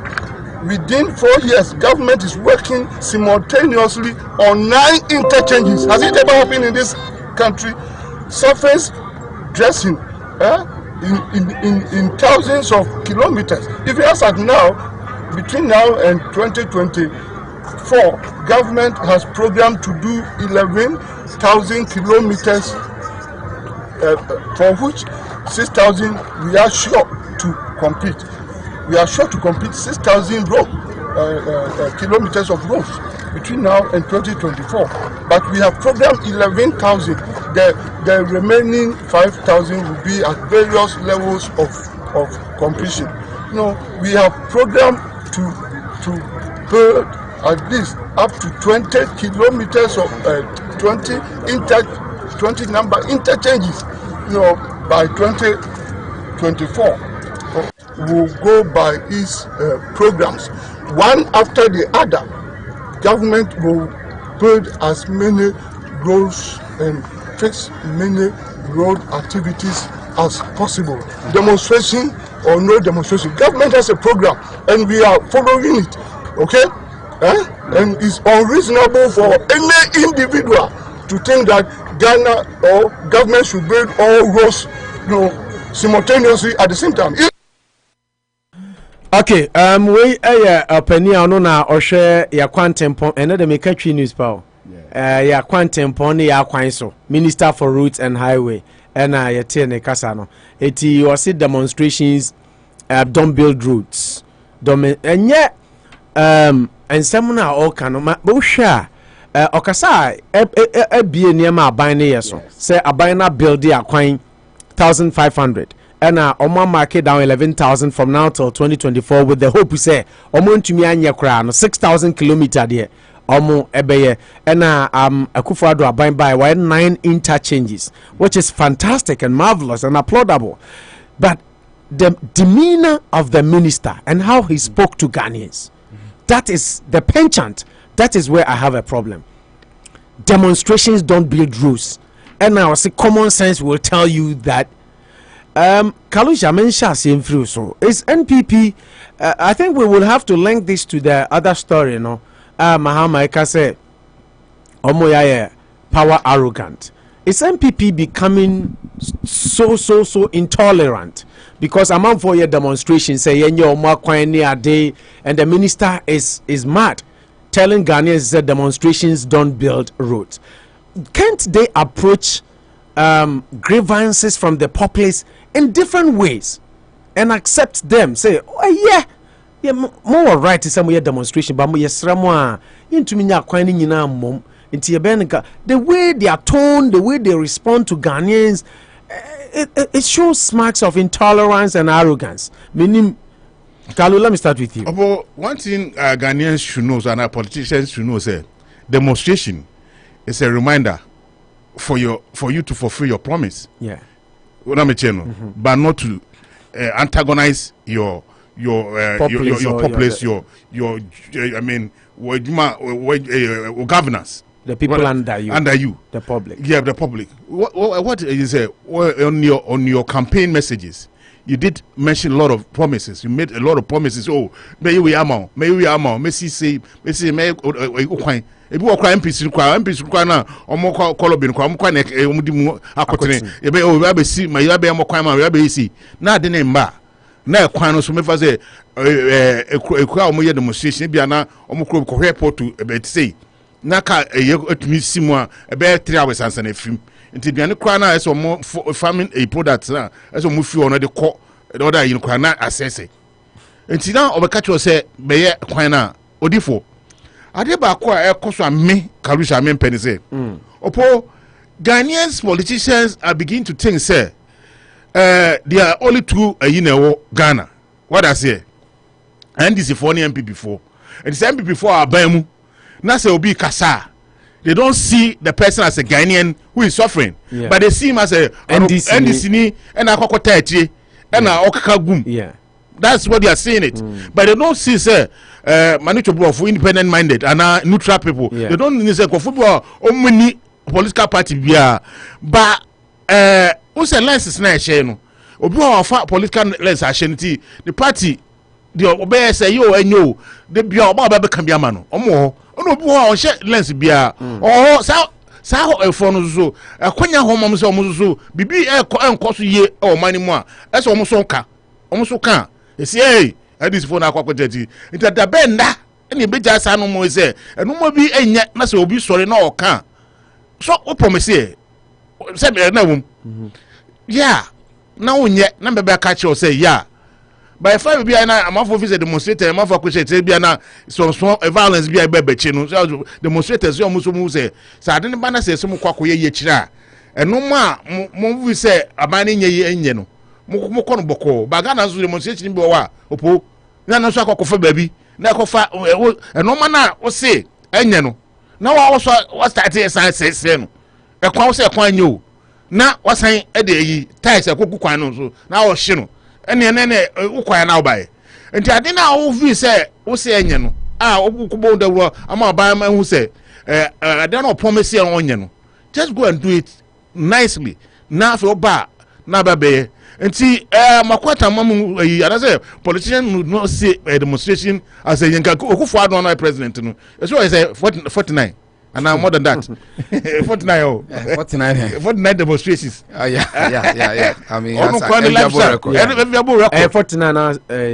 so 49 number I've 49 before 49 demonstrations 49 demonstrations on one kasa yeah enti opposite time say adentina you talked about demonstration here near the mode of demonstrating near the crown wasem but me who trained to be MPP for and no me person I'm seeing certain trends I say obi demonstrate here now omobuofu obi criticize you omo na omobuofu I say they are making it seem like omo amambo no 100% intendis obia ebi na no kan bibia I don't get it. And the response uka omo de bema uti papa kasa o kasa na let me play the audio again. Ne kasa o kasa no kra ne buofu no no de kasa. Listen to the tone. Where in the world we must be history of this country, okay? And common sense will tell everybody that government cannot build all roads in Ghana simultaneously. Ghana has got something around. So, I'm not saying I say when they are talking, they are not talking to the Ghanaians. So they think, say, these demonstrators, you know, they are having a backing from somebody. No, but the question is, were they not also demonstrating when they were in opposition? Say that is both political parties. Until somebody who say it's not other political side. No, there was Ghanaians who are also suffering. Almost they have the right to say whatever is going on. If something is going on, it's not good. They have to say it. Even, let's assume, sir, what you are saying it's accurate, sir. Or Jenny say NDC for a demonstration. Yam fan, sir. Politics here numbers. NDC for a Ghana for. Just like when NDC is also in government, MPP for a Ghana for. And to say NDC for a demonstration. Once you are the leader, there's no NDC, there's no MPP. People demonstrate one. Say yeah, kwanya NDC for nkwa na be use kwan no MPP NDC nti ade nti na ye mpani for no me problem is you see and some na Okano he was making fantastic point say ye ntumi nya kwan ni nyina simultaneously it is true but the tone the manner and the demeanor they kasa okay you see the common sense will tell you okay you know the demeanor no mo de kasa ye no disrespect our political trajectory from Rollins Kufo Mills Mahama and you know Mr. Kufo Atamez but Mama any Akufo-Addo more communicators and it's true very bad so bad but it is worse under Akufo-Addo. So that's the angle I'm making. I mean sir, if people raise issues one, you have to just bear in mind, say, there are two sets of Ghanaians in Ghana, and there are three sets. Your own political party, the NDC, and those who are only political party. And he said, it should be bad. Address the issue, but stop. Now say, "Baby, cut by buyer." Sorry, no, you father. He said, the way can do is. Oh, political party, Guinea, Obisu, it will be kind of same. That's one in Nigeria. Kwamena Duncan cry. Say a baseless. It's high time, sir. I say who you say? The man I mean, make I say, Manucho. Yeah, now me war Rock FM that time. Yeah. And violence began violence. Minister and Interior Minister Wayongo, Mark Wayongo. I can't say same way. That time, I think Ultimate FM in Kumasi or granted I interview. Omuka English. Yes. Ultimate. And we had that audio with MPP 4 power blasted Papa we. Blasting to the core, calling on him to resign, do this, do that, because what the man said to Ghanaian public, no, Sebi, he was very wrong and arrogant and disrespectful. Violence beget. Nipa yakoto aba nipa ebu nipa ne yakan say violence beget violence. Then what is the essence of you being interior minister? It is afanu we akobo entie omunko as the interior minister. It was bad, especially very bad. We condemned it in the but CCR MPP4 I said, you know, their public utterances, the way they talk to Ghanaians, the way I demonstrate here, they come at you, the way I criticize here, they rebut at you. UTAG Sophia Bishop Name, I criticize you. Me tie West ni bikwa na me raho. The way be mu kasa chere Sofu Nyaminipa Sofu say wa criticize ya ban say Akufo-Addo failing with protecting the public person. One thing Ghanaians should know is say Ghanaian politicians, they always find a way to lie about each other. But when they come to power, when they come to power, nothing changes at the same price. Be bianza. Say Oba transfer be bianza. The price is the same. Okay. Manu, na memra so na what the Oforiata Diana Belenke winning in an Afianfa course no. NPP's response to the Catholic bishop is what we call arrogance of power. Mahama Nekasa says his MPP4 are very arrogant, and then still on that same Kwamena Duncan former Central Kalusha Kamegasa former minister. Oh yeah, Central Region have a lot of rules there. Oh, me go school now. I mean, Oza. Yeah, I'm fine. Yeah, also say Bishop Catholic Bishop Conference. Most Philip Name and some not kind of baseless. I've read that story 4 times because you see, to say something is baseless, you have to punch holes and make it look shallow and unwarranted. But I mean, he just had to issue those strong words on them because he feels that they have criticized his government. But just like you said, Mr. Davis just in like 2 minutes. I think UTAG Amoako-Atta way now. It's unfortunate. You see, he beautifully discussed the situation and could avoid it using a statement that demonstrations don't do roads. I mean, in the democratic dispensation, which other way to air your grievances to an authority? Nanado, yes, about VAT. Exactly. It wasn't all about VAT. VAT. They say on VAT. More. You see, in principle, he said, we are penny now because Chenko for say, oh, the democratic dispensation, the only opportunity to petition, they are commanding say, obey demonstration, peaceful demonstrations. which we always want to talk about. Some of them maybe are violent, we want to eschew it because we are demonstration. 99% of the time you are only telling a story, and the work with permission, so you decide to be in the remit of the law. Permission, but for him to really come out and say that demonstrations don't do this, blah blah blah, you could have told, spoken the story beautifully. Say petition about doing it when you say, you know what, as much as ABCD, this is what we are doing as a country. Your road is in infrastructure, it will form. America near they can have the luxury because they built more highway system. I mean, they've connected the whole country, and it was done in the 50s near the end of the year, so many years ago. But yet, the end of the day, we are still finding our way to our villages. America, you have to get to the moon and have to go and stay there. Some of us are in the cities, and you are still finding because the pine crown now. Your road infrastructure system, they take it time. But we need a conscious effort to do it. But for you to go to that tangent, you see, on Aksa de Okasa, the Nikasa, it will be a neighbor. So I just want to on your circuit and speaking. But what I agree with you is that some of the words are too strong.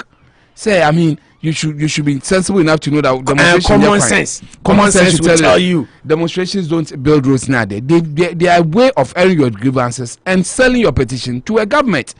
You see, the arrogance that we talk about, linking it to Kwamena Duncan, I think when you go and sit on a show, that's why sometimes it will be a whole you don't allow some of these things to go. Society man, Catholic Bishop Conference, one of the most revered institutions in the country.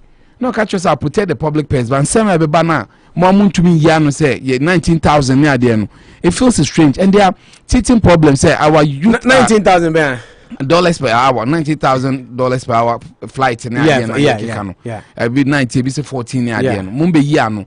No, say our youth. What can we need deep? Or say, prostitution. There's no job near there. These are the problems facing us, and these are the promises the government gave us. No say, Obi, no say, Omo pass. He being the spokesperson, I be no can. Now go use words like a baseless, a wrong idea. Also, and can be expected to say, okay, baseless, because why you say, and I say in your better way, they do say, I mean, give your own part. I will be claim and answer for the kind, no more deductions in film. But you don't just get annoyed because you think somebody has criticized. When the spotlight, they come and say, spotlight you swear, when you pub watch here, when you say what I didn't want to so, you are in power. When you ever come once, I say football or blasters, you can ask them. But you decide this on Bobioma. I don't think it's worth discussing the person. When I want to know, I will say you want to do politics. Politics means that you are going to have a public purse and you need to protect it, or people have a right to talk about you because nobody sits back and talks about despite did you listen to Kojo Ponkruma interview? No? Which one? After Baumia and election. Oh, that guy, I just love him. On the way he speaks, yes, so much respect. Exactly, he was able to. Or can ya crack or can say Chini Jonas or Chini Jonas? Oh yes, because on some Chini Jonas say can ya no correct. Just say attempt the dinner woman and on pay and see Chini Jonas when the slogan about could be system no year Juma 24/7, and he likes that slogan. Yes, he was using the answer of Peki Chini Jonas negatives in and then we turning into positive. Yes, also you use jargon no the digitalization now. Say system no or say and the system is also going to work in Ghana. Yes. Say Nanado the ministers in Crawford no nim kasa ni na mo fan Kojo Ponkruma. Oh yes. Because it looks so rude. Kada same say he explained it beautifully. Look at the way Kojo Ponkruma kasa. You marvel. Say I mean, what America no Ghana Kada. You don't need to go and with the Ghana card show. American ministers demonstration don't do rules. Now more opposition and now demonstration. No. Yeah, then achieve. Yeah, exactly. I mean, so the more you listen, you see, it doesn't really wash. But to John Mahama so ni brepa or you see madness in the hey. I mean maybe I say it's madness. Akufo-Addo mama 2 minutes omo power drunk to say and many problem but why a former president that and so when you start using some of these words you should be he who lives in a glass house, you should be careful when you are throwing stones. Maybe my little advice to him, Because once you go on this tangent, then people will remove that your okay. ex-president and face you as a person. According to Mahama, his tenure was equally characterized with various criticisms from the clergy and all other civil organizations. He states that, contrary to what the MPP is doing, he took such criticisms in good faith instead of what he says an arrogant response by the current government. And I quote him, "During my government, I did not do a press conference to respond to them. Whatever they said, I took it in good faith and I took corrective measures." End of quote. Mr. Mahama has thus challenged the ruling party to focus on addressing pertinent matters raised by the bishops and Ghanaians instead of replying every criticism that come at them, which is true. Yes. No krene kan de manucho. But mama no expect so no so what na hanaye bisa say President Mahama and President Akufo-Addo aban. Why pa na onya criticism Mahama? Why pa no accept criticisms in good faith Mahama? I will not sit here means worse and straightforward. Oh yeah, certainly. I mean, I've spoken about tolerance and vindictiveness on this platform a lot, so people know where I stand when it comes to people being vindictive. They feel that they are they will come at you. They will not even amongst them now. Everybody is being careful. They will be camp woman. Anyway, and MPs lost their seats because somebody felt that they are going to put their support somewhere that they are not happy with, and they made sure that they took them off. Okay, I said last night discussion say I did talk about baby phone lines we did talk about Kufo. Because say President Kufo nema yehu democracy from Rawlings time that willing to kopejani free TV so yes. At the back Kufo to as Dr. Sempafo then times anka Rawlings are going you can channel I mean I get you. So any the People's Assembly Akufo the buy it came down to all the district levels. Yeah. So nipa enya kwanya kamo grievances there how that is democracy. But but when people have grievances and they voice out, then you come at them. Champion your own positives, but why go attacking the person and using words like baseless on them? I mean, they are smart of public pers. I say more failure to protect all can most your boy. Mary deal. Yeah. The man reason here. Exactly. Share excavators. Away. Share PDS. What you corner Google scandals and the Akufo-Addo. Exactly. PDS. Yes, so many scandals. I'm discuss percentages. Set to percentage and so kakra be no being yewe. Did not come out to denounce that is not their voice. Papa na kan de waka no ye nyina Ghana fo nyina hu se enye bibia na mo ye ekoso mo aban mo eye nti no an se yagiatum ye danase ye behwe na esiesie de aka bia ye nka se ye correct and 100%. But we are trying ye nipa eden obenye bi we mu a se bi omo so adwuma no encha ye kakra be ba ho nti ye da bishop Catholic Bishop Conference for ase ye do mase se mu ma ye hu ba bia ye cha se de otwasa no these are some of them. This is called subtle admission of the problem. They are not ready to admit. They want to be criticized. In the midst of the storm. In the midst of the storm, people still smile. I have friends that they were political animals near there. What kind of answer? Because when the thing is not going well, then you don't have jobs. Galam says, "Hi, NAPCO." I spoke to a friend on NAPCO. Yes, what is happening to us? Still until January. Now say until January, no, at the end in October, they will not pay you from November, December, January. And even that in 2 months arrest and crash him. Now, Opo, say Nipano, the lowest salary of Ghana, NAPCO, 700 said, no, say, well, for government worker, I'm sure that the whole Ghana, I'm going to do the list. That's the way to me retain you on that salary. Won't be able to me. These are problems in Ghana. We can also say baseless. We didn't attempt. Say nipa 100,000 now see be brain coffee and adena end no you offer 100,000 you couldn't sustain them. You couldn't sustain 100,000. No, but the truth is that we are not 50830493994 and I make us say we have for Ghana. We are not here for any party. We have for Ghana. We were born to do what we are doing, and that is exactly what we will do. You who no krena yebeka. irrespective of who is in power, because the focal point is Ghana, not political party. Political parties ni na umbeto Ghana, umbekweja Ghana. Ghana is our motherland. That is the country of our birth, and that is where we all belong to. Yemfa course no na yema monso fama dwenchiremra. Yen kan ye you can agree with us, you can disagree with us. That is the beauty of democracy and the beauty of the show. Tofra now so do adwenchire e de aba. Mopo national me no nya adwen, kalusha me no nya adwen, manuchu me no nya adwen, po me no ya adwen, manu me no ya adwen, kalu me no ya adwen. Na also do de aba. 50830493994 50830493994 50830493994 yede asara kese ma Nabiam Barbering Salon bra be yuti be ne opani asiama store ne bohu be siesie wanim na onim tete wa bodwese no ene ma no twesi okoye tete wa bodwese no line up kama eno no a friend say it does the talking. A man is share no more start Brahman chenia sanity Nabiam Barbering Salon also be you no look sexy and attractive or tie chin edimedi bro Samson e dia sra kese pa e de ema adwumaku a friend said Anochi trading any Anochi cold store and am papa fee pompano fish ni nyina benya bi obeye outdooring obeye engagement wedding naming ceremony what have you ni nyina no bra Anochi cold store 54 Hamilton Street na yintwitwa nam ni nyina fe emfa ema okay yensha course na sim free Nana Ojam Buama Pem Sign TV General Manager so ye yewia na yakwa kofa African President na mafa Worcester number 6645 na afi yababe fa eye Olumai me pacho Ojam Barima Buama apom design boko senior minister also apom here onyamia dom me ho ya pa lawyer that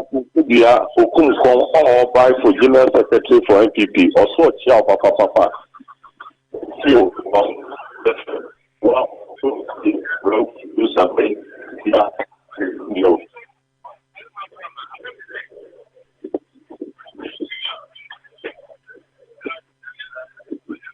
Nana Ojam line more bad bow, a very bad African president. Ojam line not drop so Oba Mesa Manako because on the bar on the first call on the show. Unfortunately in the line okay I'm so asamba crab my miss minyana na enra if it nana now line breaky are they senior upload me say I fed the M say I fed the yanko Ghana metro me no omo yin my obo meeting na mancha no chichi na no chiko so so maboa amedmedi asase opo adie bi koso Ghana na nepa ma se maka asase no mi di wo ya yi kakra ya hia nipa be ya ma IGP adwuma no ayagye ma no anything so wo ye bibi kakra bi kra say oh ya Dampare be fo na say agudi mi bi obo je bi say no me be this deal abia police ni bi ejuma wani ye ko fam no man photo so wo wuye ene ne ehu na mu no let be frame say me report one aso o ka say say the police wants to meet one say police na power say o to return of na ba ko bia obi e to come up so na na agrenye o say kana na wo ko police aso how ya ba the founders so you see say o ma ye store na ma wa me my ready am ye no me dey ebusia for I will tell so mo ka some Moya may go Dampare no babeno. Ya media for no be huni and the money after good be ya papa Pelagma, I German. Opo your friend Nancy from your second of question down for a separate down for go. Papa may work in our son. And Jimmy Tabi or Mudini Gino, area dear ruler, and no people a Kuskunus was one corner to Madame Palabacho. I Dampare or why or you are dear way and say, that's very unfair. Yes, Salima. Yeah, you move now. Dampare wakakai. If you say, when you are Kakabacho, Dampare wakakai. Obo me so me beneno obi o de Dampare, e di be dia good ya no. Mami acho. Mamena Kalisa ne. Okay, answer that Nana Ojam Buama. Thank you very much. Africa President Maminti Wapumboko there. Na Domboko opo, ngira ke musumo ho ye. E o nyanko padom yanzu ho ye pa.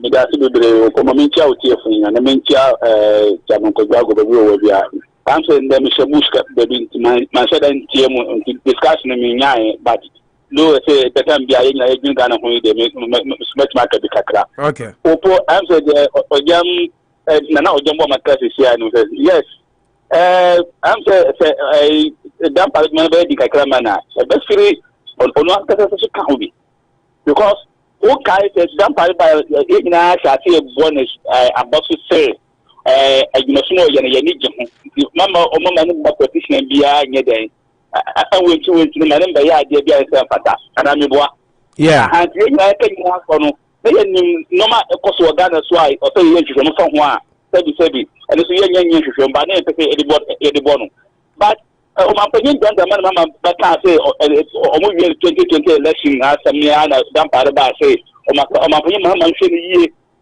yie a obama ye juma fa no ho after santi mo kuta no so obi so na ye ya obama mrani na di bi was na nim say Dampare ka we de kura de ka fa ho because letter commission for ni asam letter commission for no so sa fa ba down o mi de ba down kura ya de ka de ba down gaba police data eta mo kuma mo say say na court ni kwa ye kibinu kwa di bremo o ta say but Dampare vote na nyina ebe huna ye nti ena man de bi no so bi huna ma ko Ghana no so ya gro betu because o nya botre adwene de ye na ye kanachi ye bompa so betu ma ye ni ye ba o nya botre no o nya na gno so so man na ma petition bi a petition ye de mbe kitchen akwa mo e ko ba sa dia ya ye agano akongwano ye ba sa jana dia so pombo ko mo bi aba mi da so be okay yanzu that's the African president my member we stand am fa me pacho I think Richard Meboa the basha ai opening my intio yo opo mesiawo ni womo no mo siri o nyina ye joso yo am say asemu a ye kan ni ayi Kali Bishop foi asemu ya ye kan yeah am say bia mo refi se na Mahama ka ye no enchani refi asem during his time or no we criticizing during his time we need DSC Duncan Kiade ma Kali Bishops was it criminals in the castles. That's what I said. You can call that then. Then you are before the woman you are not more. Then you call me don't catch some kind of yen. Was it only specific? Then to us some to what rather one get a baseless. Oh, specific area. No, audio.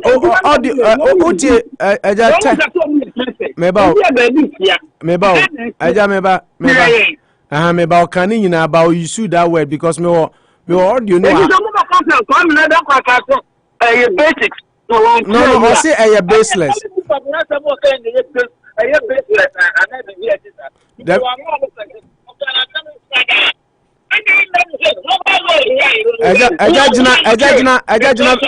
Richard Gina baby your line ya na breaki. O say me breaki. Aha fe there ya, fe there ya. I didn't know asem na o mo kan. I acquire the the politics. You have the politics here. Every will be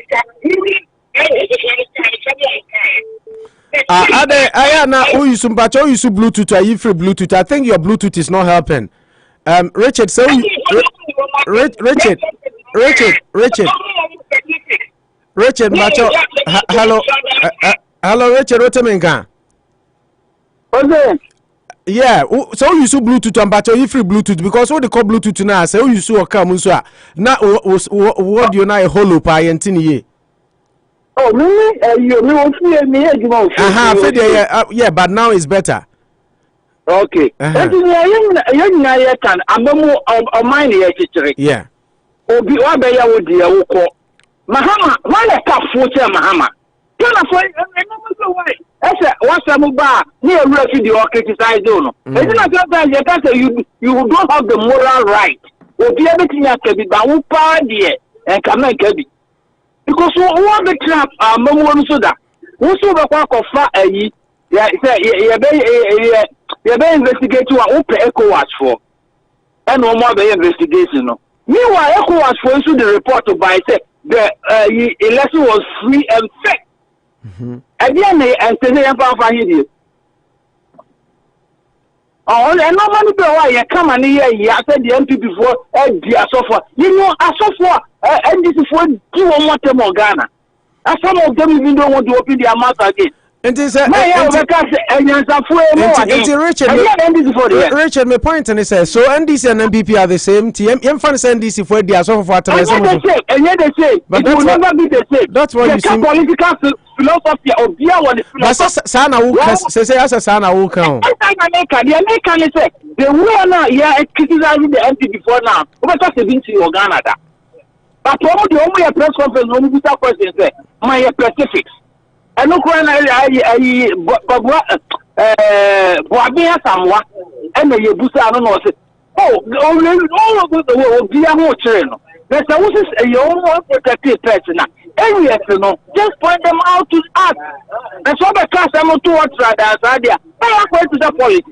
Because I don't can't do it, and I'm not for where I saw a good crime misinterpreted almost a baseless. No, Kwamena Duncan. Specific. I listen to no.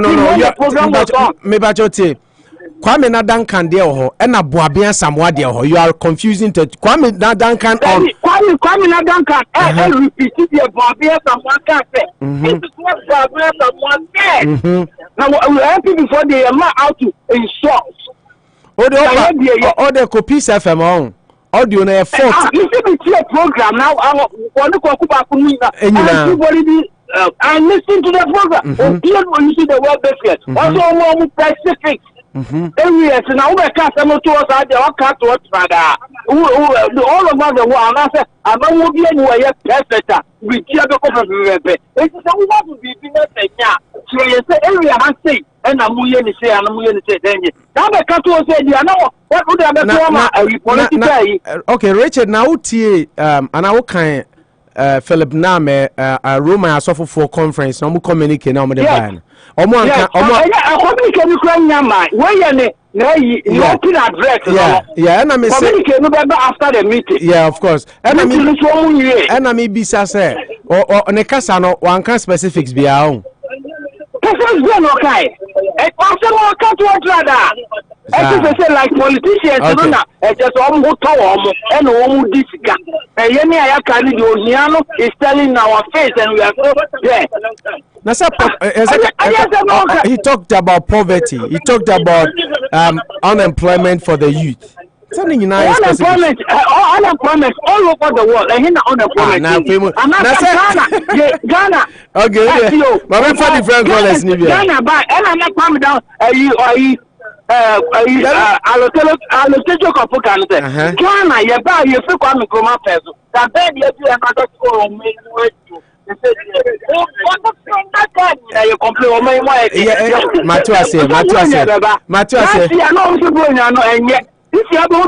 My info calls no yes, that's you know very much, Richie. Thank you very much. I really like contributions such as that one. Very beautiful one. But no.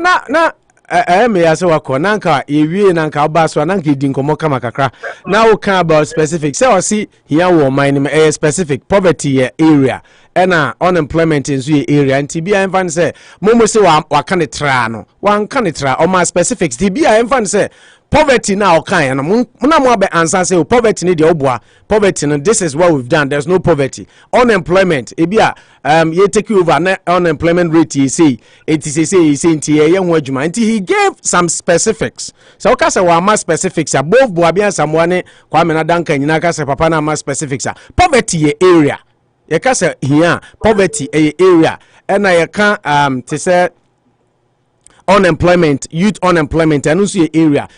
Maybe they could have given us an answer. Say, ebia unemployment, yeah, you say poverty, yeah, you say this is what we are doing.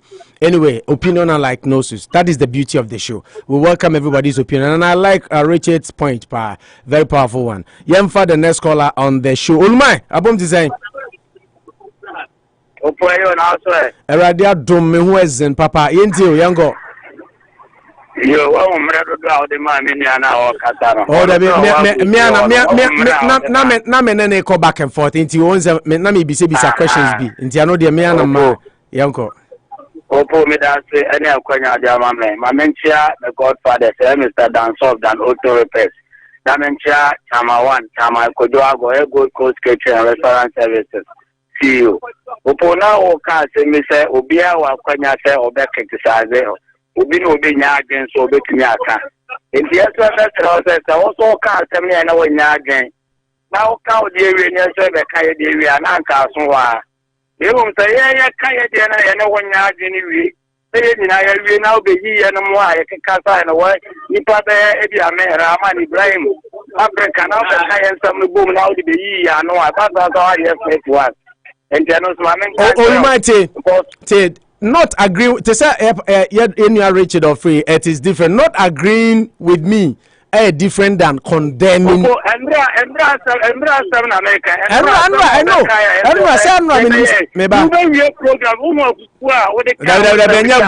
Education. Almighty. Maminka say minim say no na akofaba. O start here no. Control Almighty. Mamin correct side. There is a difference between not agreeing with somebody and condemning somebody's point. And now you say a program will be free. And afraid that the boat now will be a some say acquire some of I cut the person off. Or being quasi assembly, you be answer. It may me submission you can say you did or say ya analysis come up and my best say no. They may catch out on them, they are saying no. No. What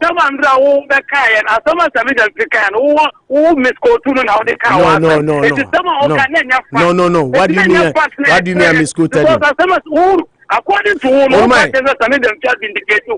according to analysis now, I am saying, some of them feel vindicated because now Mahama and Kasaye, it is a million chance of that time. Any year, one so say, you have one Mahama, the other son, and you didn't bear or hand because why vindicated? Yeah, because do or die carries violence.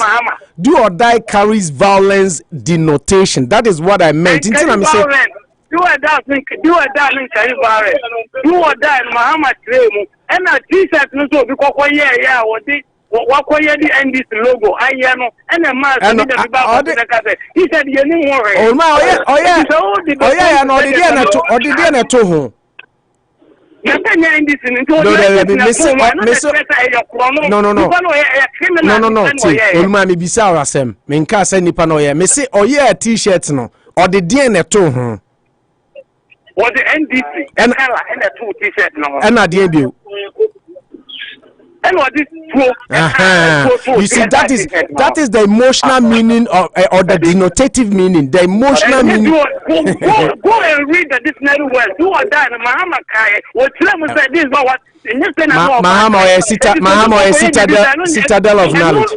And no name indicate who was some now. And Mahama so any explanation be a man and I got an easier explanation. Some of the whole candidate was Mahama any explanation be a name and mammy. Any gun and Nibia. Any gun and Nibia. Only the woman who because and I'll be kind. Some of them to carry out this every year analysis, no, every 2 years and go. And I'm a meeting now, yeah. And the Mahama will be at the mouth, and that's all summarized in the field. Mahama will be at the mouth. Oh, me, some kind of fact, and I'll see the new old Kata, and some old cat, some old director, and some old kind was the police, a woman named. Okay, what do you do on that? Olmai, listen. Olmai, Bachote, Yanko, Inyanra program there. And again, my mentor said, no, listen. Who's Kasano? I knew, sir, you were going to go to yesterday's program. But the point is, sir, I also one man, Mahama doesn't owe me any explanation. Fine. Mahama doesn't owe any. See any Ghana Libya. That do or die to me. Ghana Libya only. Listen. Because some no can help and what them and when you play the Mumo be at the Mahama. It's my minister. It's my minister. My minister. Olumai. Mami Mizao, say see as a UTA finance minister for highways. okasa ya oyusu words bi say ote de kan wa ha any the way na criticize no because we ye pani a adenti na Mahama kan sem bebre meba tie me bisa question olma meba Mahama kan sem bebre adenti na nsema Mahama kan nyina obi anko draw t-shirt mfatuo nto ho da bisa ho wakan sem since he started his political career obi akọ print t-shirt na to ho interest Mahama do or die ni violence but say print t-shirt edit you to ho interest Mahama demo kind of violence enra me catch you say kona wa ko search for denotative meaning of do or die enra me catch you say ko yes ejo Mahama your communicator who is mean tell Mahama the Mahama listen Mahama Mahama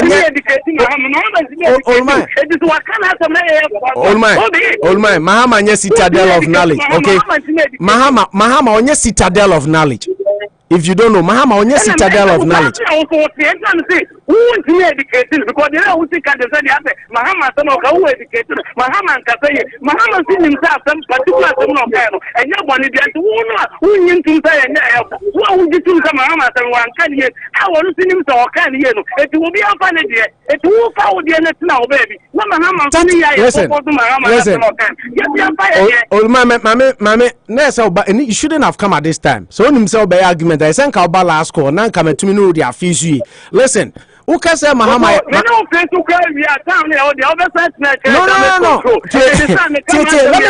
Let me tell you this. What's it Mahama? No. Yeah, Papa Richard of Free. So, and then the Caribbean on the Yajin. Only me Yajin different. Now be one no can say. Analysis say, yeah. No mom do upon national capture authority or they are saying now. What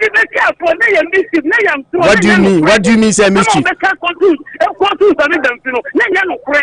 One go to some them. No. All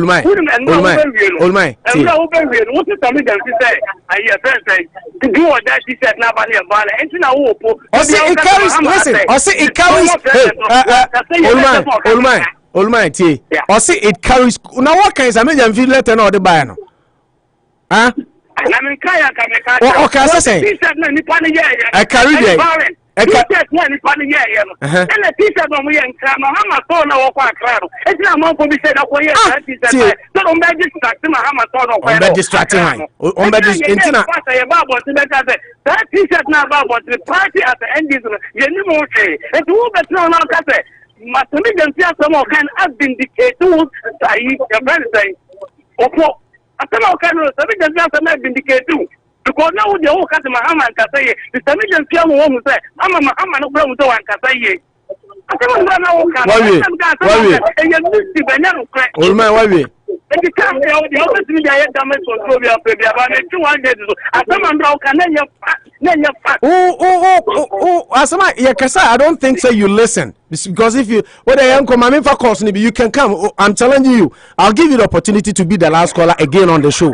It will be a corner sabra because as I'm being unfair to other people. Because listen, corner, no. But I'm giving you my assignment. We answer no aba. For phone, meaning so use Android phone. Search a denotative meaning of do or die. Denotative meaning of do or die.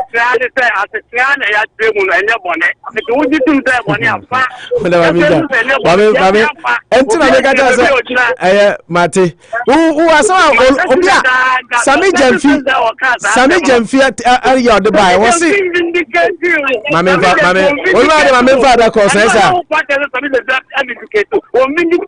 Adiana moye no munim say e violence denotation mo amunim e na mo se mo be gina akire mo be print t-shirt e de aye na obi akofa e de tua to ho a enti na me bisa say Mahama start here politics ne from assembly member to president da ben na Mahama aka say obi de akọ print t-shirt de tua to ho da.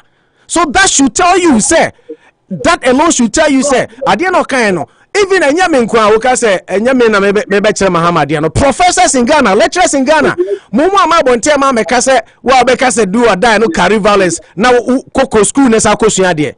That was even insulting. But Konakore denotative meaning of do or die.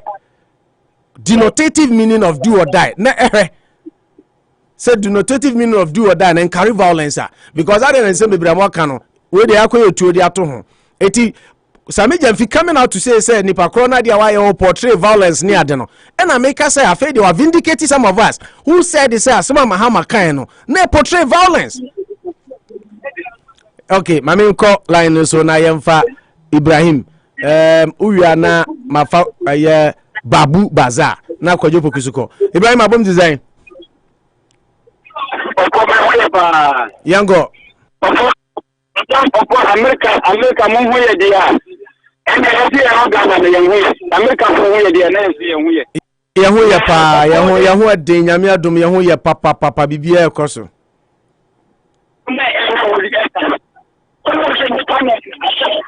una ma sam ukasa na ebe ma sam na ya sam ta sam e pese ya sam ebe ya sam o pese sam ni nya sam enya sam ai abranje ya wakata wiye ya nsana ulmam bamuno That's a young custom change, Mahama. I'm saying the present idea is that you know. So, yeah, the course I immediately see. For 1 million kroner, John Mahama t-shirt and do a guy t-shirt in the Mufambra. Then Roman Mahama, you know, Obama and Minister. And not going to Sakataba. But I said to know how the assassinity is. Okay, and then idea you know how the assassinity. What you say, I have no problem. Raman, let's not go back to yesterday's discussions. We had a lot of discussions today. Until we move on to today's Nainya and Radianto. Okay.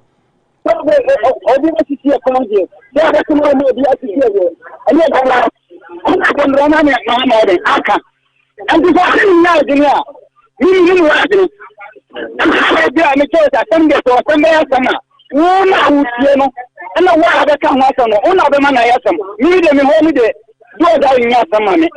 But the man, Mamma, the woman for you. Ah, you're to know a casano. And to know maybe a new problem. You see 1 million teachers and we give about Mufambra. Okay. 1 minute. Kind of prayer. The way I want kind of prayer. It's a one kind of way. No, but kind of prayer, kind of way. When they don't see, when they see every I can say regions or any go to Krana and you believe it. Okay, by the Kinana, I could see one. Okay, Ramano Tamaso. I can't hold down our money, only man like your man, Auntie. Okay. Thank you very much, Raman. Maminfa, okay, Babu Bazaar line a drop. Kojobo Kumahala, my intel. We are not Daddy Woodco. Okay, you better not say anybody to my power, Moya, or my Conco Ghana. Yankopo and Kobe, no poop. Until we be another Biana, what is so connecting in our unity radio. As my phone, and I'll go on to and show video. Who can have in chance of go effort to come Mama King David that you go for Nazo or Mama Quaba. Obo, no comment, Samson. My papa, I could see Kwesi Amoako-Atta. We did the demonstration and me, and your crime. Obo, I somehow work on a problem because. So what is demonstration? This is that Bedina for Polish ties of farming. A Janona, we are the Ogomias and a Kwamini because of Kwaniana.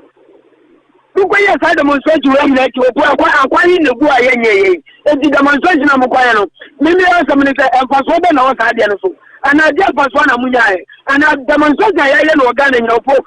And we giant one day as I had demonstration and then the idea ya sisa dia na naza dia na no muso mo mpano ya dia na sisa e je ba sra Ghana se nya bibi ne wa nyanyam ne be nya bibia enu ti ne wa parliament MP za obo mo ko parliament adi yen sama akono e je no zo wa twa koma MP ne za se za mu yenyi na wo mu ni e do ko parliament ya so za woni o dia se bi na ko da boy enu mo ne ya se MP ni ko no abanu afa mu aye bi ama ne 4 years no po ya pamna ko ba ni ato bu for betima boa on peso aso enu na ya ganze ga demonstration ni pewu na ye kuntokwa ni ye wo po en fan so bia and more Marco Gana. It is a demonstration of a common quantity. I can't tell. Now your mom for Marco Gana, then a bear. The best happened to my papa, and now we are here for a year comno. Over a young group of the women of 1 hour tears to flare. No year from. And then we are here, no, a young dog of home. I am free education about doing so the day. Then I want a house up, another housewife go who had it because of the episode of school. When I had your bone by the side now of my penny, and now the damn go for the other bedroom. Any demonstration, you see my car for Phobia. Okay. They let me have a panel or take up for years and done over Wako and go women and come on near Monfire. I'm on my conclude down or woman.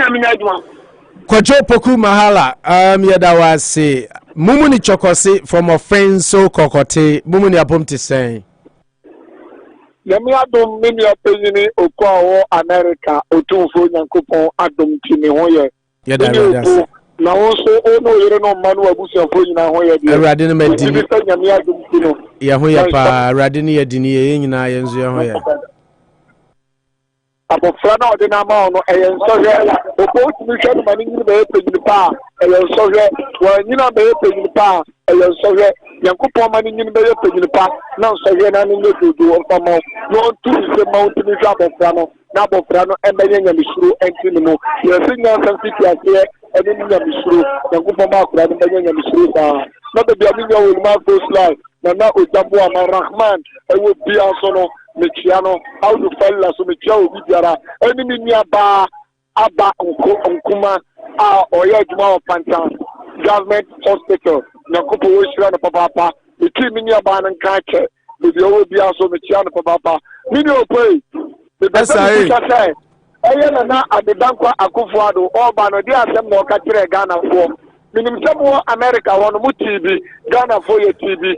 280 promise and na do Duncan Akufo-Addo or the buyer all die be die can 281 promise our the break Ghana for no yembu say emudu do say and na do Duncan Akufo-Addo Bosheba we share Ghana 4 ball and they bottom marry the go school a real pure na yemu hihie wo da wa ma de ba be chia na wo yemu hihie so like this any normal kika hono ye timintia ye point atitia pansama ye kimin faso ye environment enkoye ekom tiye ye botoma gwe mini opo that promise na do Duncan Akufo-Addo promise ye no ye bujaza watinya diswana and the mo ba the kase ye get demonstration na ye shete do man be yakoso the excellent former president John Dramani Mahama baye demonstration we here papa da okura no jono no we demonstration tiano and near pa ko ye bia MPP for e ba be jawa ka kire say ye demonstration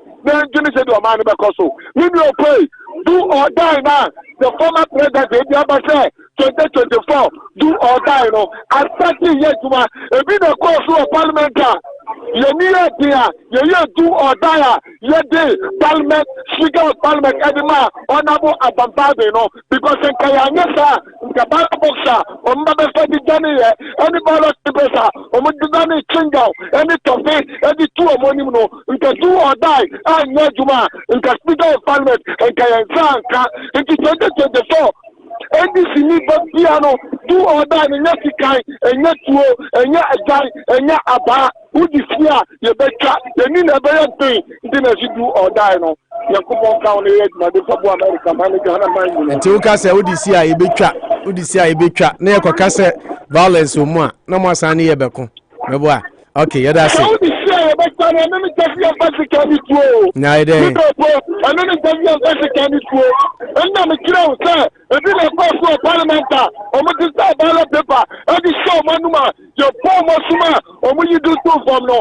in 2024, we will be ballot paper, and after we will take action, we will just more. Asumbona yenchia meboa. Yeah, that's it. My main father the boot. Daddy boot abom design.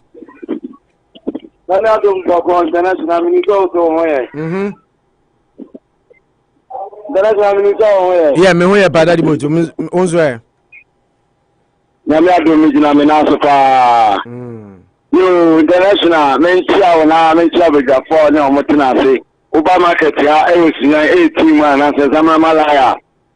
information center na me dem omo bi tumu ma obia tie mu discussion no na mencha MPP ma omo mu kuru mu ho menka nche omo se omo nya ni da so na omo nya reshi mu se breaking the hate ni de do or die na NDC ka no enya adwuma ye be breaking na nyuma pa ne nepa ye de aguakwam ama timamufo na mentia aboafo omobo amadwuma de ekosoma da ne da nyina yeso yinya akwanya international media oriented here you say you can NDC for money message or money bebe any tiatiamu international maybe ayo chairman of some of Fukase omo be ma manu ma dendende omo be di asofo atem omo be di mpefo atem omo di be ko yisi so IGP so omo bi omo da bansen care so international enye no anu omo yi ni wa establish former president so o sha safely ni ni police station agent for so so ma bon omo ni se degeta ekosi omo ni ndi bi awo ndi o ma tra ma ensema fanasi oye no de ba UC boss so oye UC boss e no de ba ye papa Bossman so o de aba IGP so o say do or die me ni o ka sa wi o ti o ti di si e be bo wa su e be say na ne o t-shirt abale e ka ale na o di blame ko mo pu o fo de nya Ghana ni biza mu bi ma o po onya Ghana ni kese wan ka bi ama ndisi awo ya mutamfo na no da bishop ifo be ka ba ko etomi o se na tete o mo da ya nsema o mo ka o mo ni ni da so bi o mo ni kese ko e fa subu o man no o mo ni bi but o de man di ni ba ko di sika na o be to foundation o to lentil na o ma tele akadi abeye ka da o man so de awon ndisi subu enso ano no na kenya asem usi do or die ube bo bi ani so ube say no bi dia your t-shirt edit you to man nwa le say ne nwa pa ni say to akwa binti o pa say program o fe nye BBC o fe me se bo waji ma wate so de nyame ma akoma e ma di adikamfo bi ani no bi no de ama o de wo ye nyina ya ni ji yes you are say me so ba Ghana ha omo mu nye serious pa seriousness omo mu nye bi. That's why a former president Mahama, who has a emergency, and then at Romo College, or when you're serious about it. You're pretty put to a more minor, you're 10 can't call in Pejano, David. When I do the any make I say a trading. Or being like I said, they are trading the trade as well. Yen told Bibama, yen say, I never tell me a trading, no, being with the boss, so I'm going to have first person, I'm going to walk out to a mututua, or mutu. That's NDC for you. International, you're promo. Former president, me say, yes, get them browser. Like on Kagana, Momo, Grassi, the new day, about to get them browser with the air, Juma, and more MPs. Now, one Kasa, or do ya, and after to go to say. Then I just say, former president in case of power. Any I say, what the police officer, what your schoolboy, class captain, what the post in your house is still at the food penny. Power, oh my day, former president, because they said the election in growth with him. I'll forward to Nagina. They said they were putting a Bonini. International, you will do one people, you will do money so do, and I can say, omo ya ba akoko atimamufo ye nyamfa so bebre metima bo bebre atel omo ya ko ta no bo mu na ase nsem no nti me da mesrew den di fo be ka fa wo bia no mo mo ka e omo subai de sa no ma si wo ya so kra na ndi si de be ya asem ko te ura ni bo mu na ni su wo na ndi si de be ya asem o to ko ka bi pe o ko ye si omo se ma sa you jidie e be boa atoto o man no tan se be fa ni dumpe na o de o man bi ekwaje bosia na o de abedro president ti atobas won bless ya se me ube ubas ni bia o ba akokra aye ka da o man so wo si obi metia o metia na we wa goji sesika no wo so so a wo ka se me enye tax me the tax ati we so you the right we so no ube development wo si akwan ube di inflation wa kepe international Mukuro mo kwanya da wonu blade infuse Mbacho kwanya da wono montamu de akura no blade infuse na odi fe wa ke be ye kwan na tutu ma wo ye demonstration unya nim guasefo okay attract kwa Akufo-Addo o ye nkakran wo man mu ha ya da so o ne en asfalt na efe Mr. Well, now, but never. And you prepare about Kumu demonstration. And you go as for when you go as thank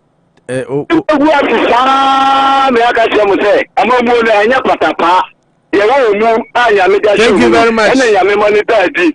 Yes, that's it. Daddy boat. Mamin kind messages. In fact, more Facebook, more fan chairman. Nipa more share messages. Amodi Abba said those me who say bimu kura ne me concern na main kind more messages. Honestly speaking, more fan chair. Tria for me so. Eric Kwacho hene Eric. I salute you. See, my I think you meant to say my Deuru Buffalo crew. When will Manuchu? When will Magandi man take the moderator's seat? Kwesi Alaba Adams had the message. Alaba, yeah, was within. Was he? Yeah, I was a footballer in my days at St. John's Senior High School. David Alaba was someone I was looking up to. You guys are doing a great job. I'm a big fan of Manucho. I'm a big fan of Manucho. I always listen way back at Melody, Empire, and Sky Power. Okay. Paul DeSoso say, I'm here. What is Kalusha talking about? Does he want the truth to be out?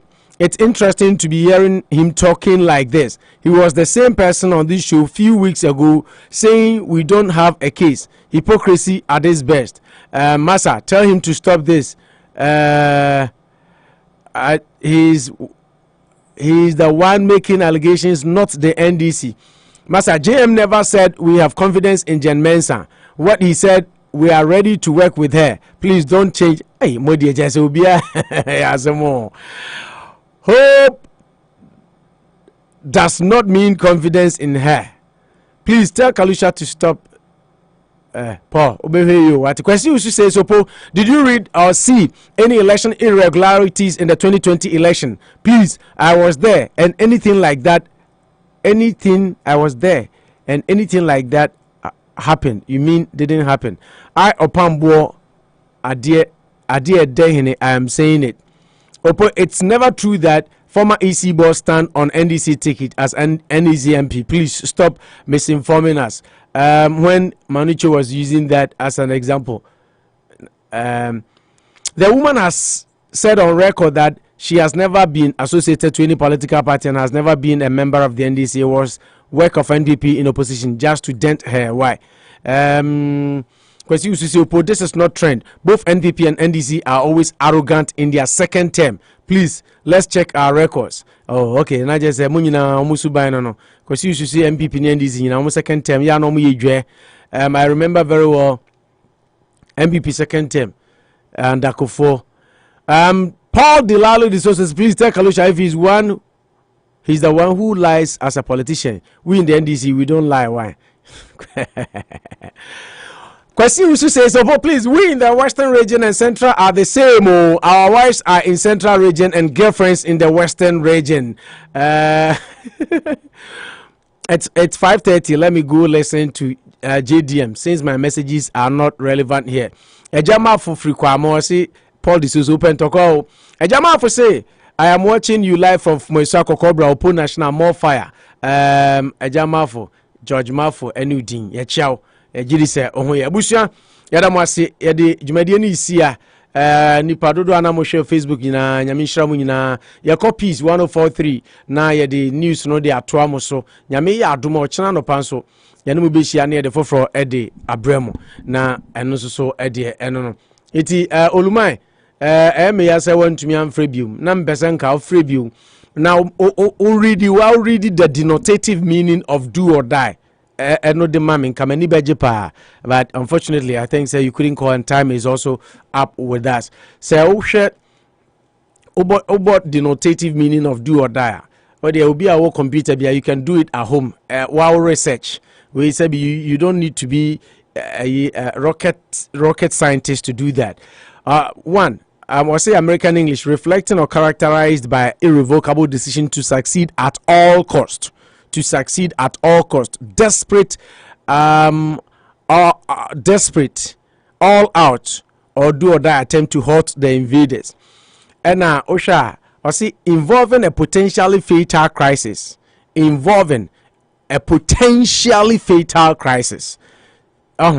And these are, and yes, where the beer could be used differently, and depending on at the cro football and election any football and what I say, Tia Kwaba, Antina Dr. Kofiani, a Kofiana Peacekeeping Center, Dr. Eni can say, so can do or die or abatumwa, you simply mean electoral violence. Because abatumu na enim say toa basa esi. Inti do or die no, how do and how die. Umo bi nyawa when in the bedaho and no does not involve do or die because do or die there just a coin be our best or succeed bia into the meaning of process involve reckless or see involving determined and sometimes reckless efforts to succeed. Inti Sauka say now say oh do or die or dictionary and Mahama a communicator. He is indeed a communicator, well learned one. I know that.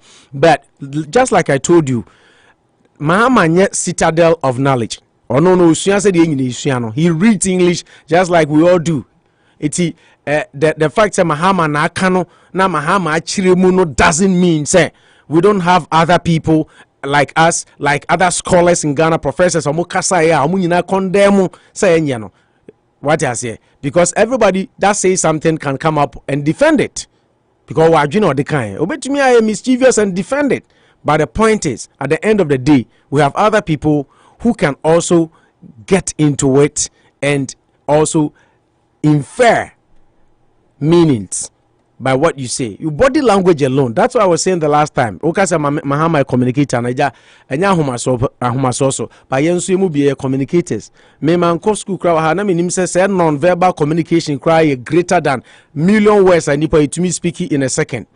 What I say? Eti asem bia obeka bia no where the bia obema bia no obi o kan asem de obetime defend it. They make us me misko 2 samejam fi no ma misko 2 samejam fi they make kind say or no see t-shirt na man from disregard because emboldening violence woman near there na make can say afede mo say I have indicated on sembi ana ye ka say asema Mahama kan ye no a carry violence mo see en carry violence because Mahama 15 year politics ne aden na afi no obi akofa t-shirt aye di tuo beto asema o kan ye ho. That alone should tell Mose asem no kan ye no violence is what he was inferring, you know. Anyway, that is just by the Olumabeka saying on our platform no now defend, but I gave you the opportunity to come back, you couldn't come. It's yan konkofa news no family here for nyame ad much na ye no bi hia na foforo de abramo erade ntena no mchiro bia na onye obi akese ba kai say teacher constitution we am say mankind message ba chama mankind. Also, so why is former President Mahama behaving as if he was an angel during his term as president? Ghanaians should be very careful with JDM and his NDC because they can deceive us. Greetings to Chairman Odenoho Kwaku-Apia and lawyer Justin Kodia. Afede Makan Huato, teacher constitution wo wi amwase. Thank you. Makan message no. Yakwa fan news no yami admoch na. Yanmo be share. Peace be unto everybody. Election in 29 years was delivered last year.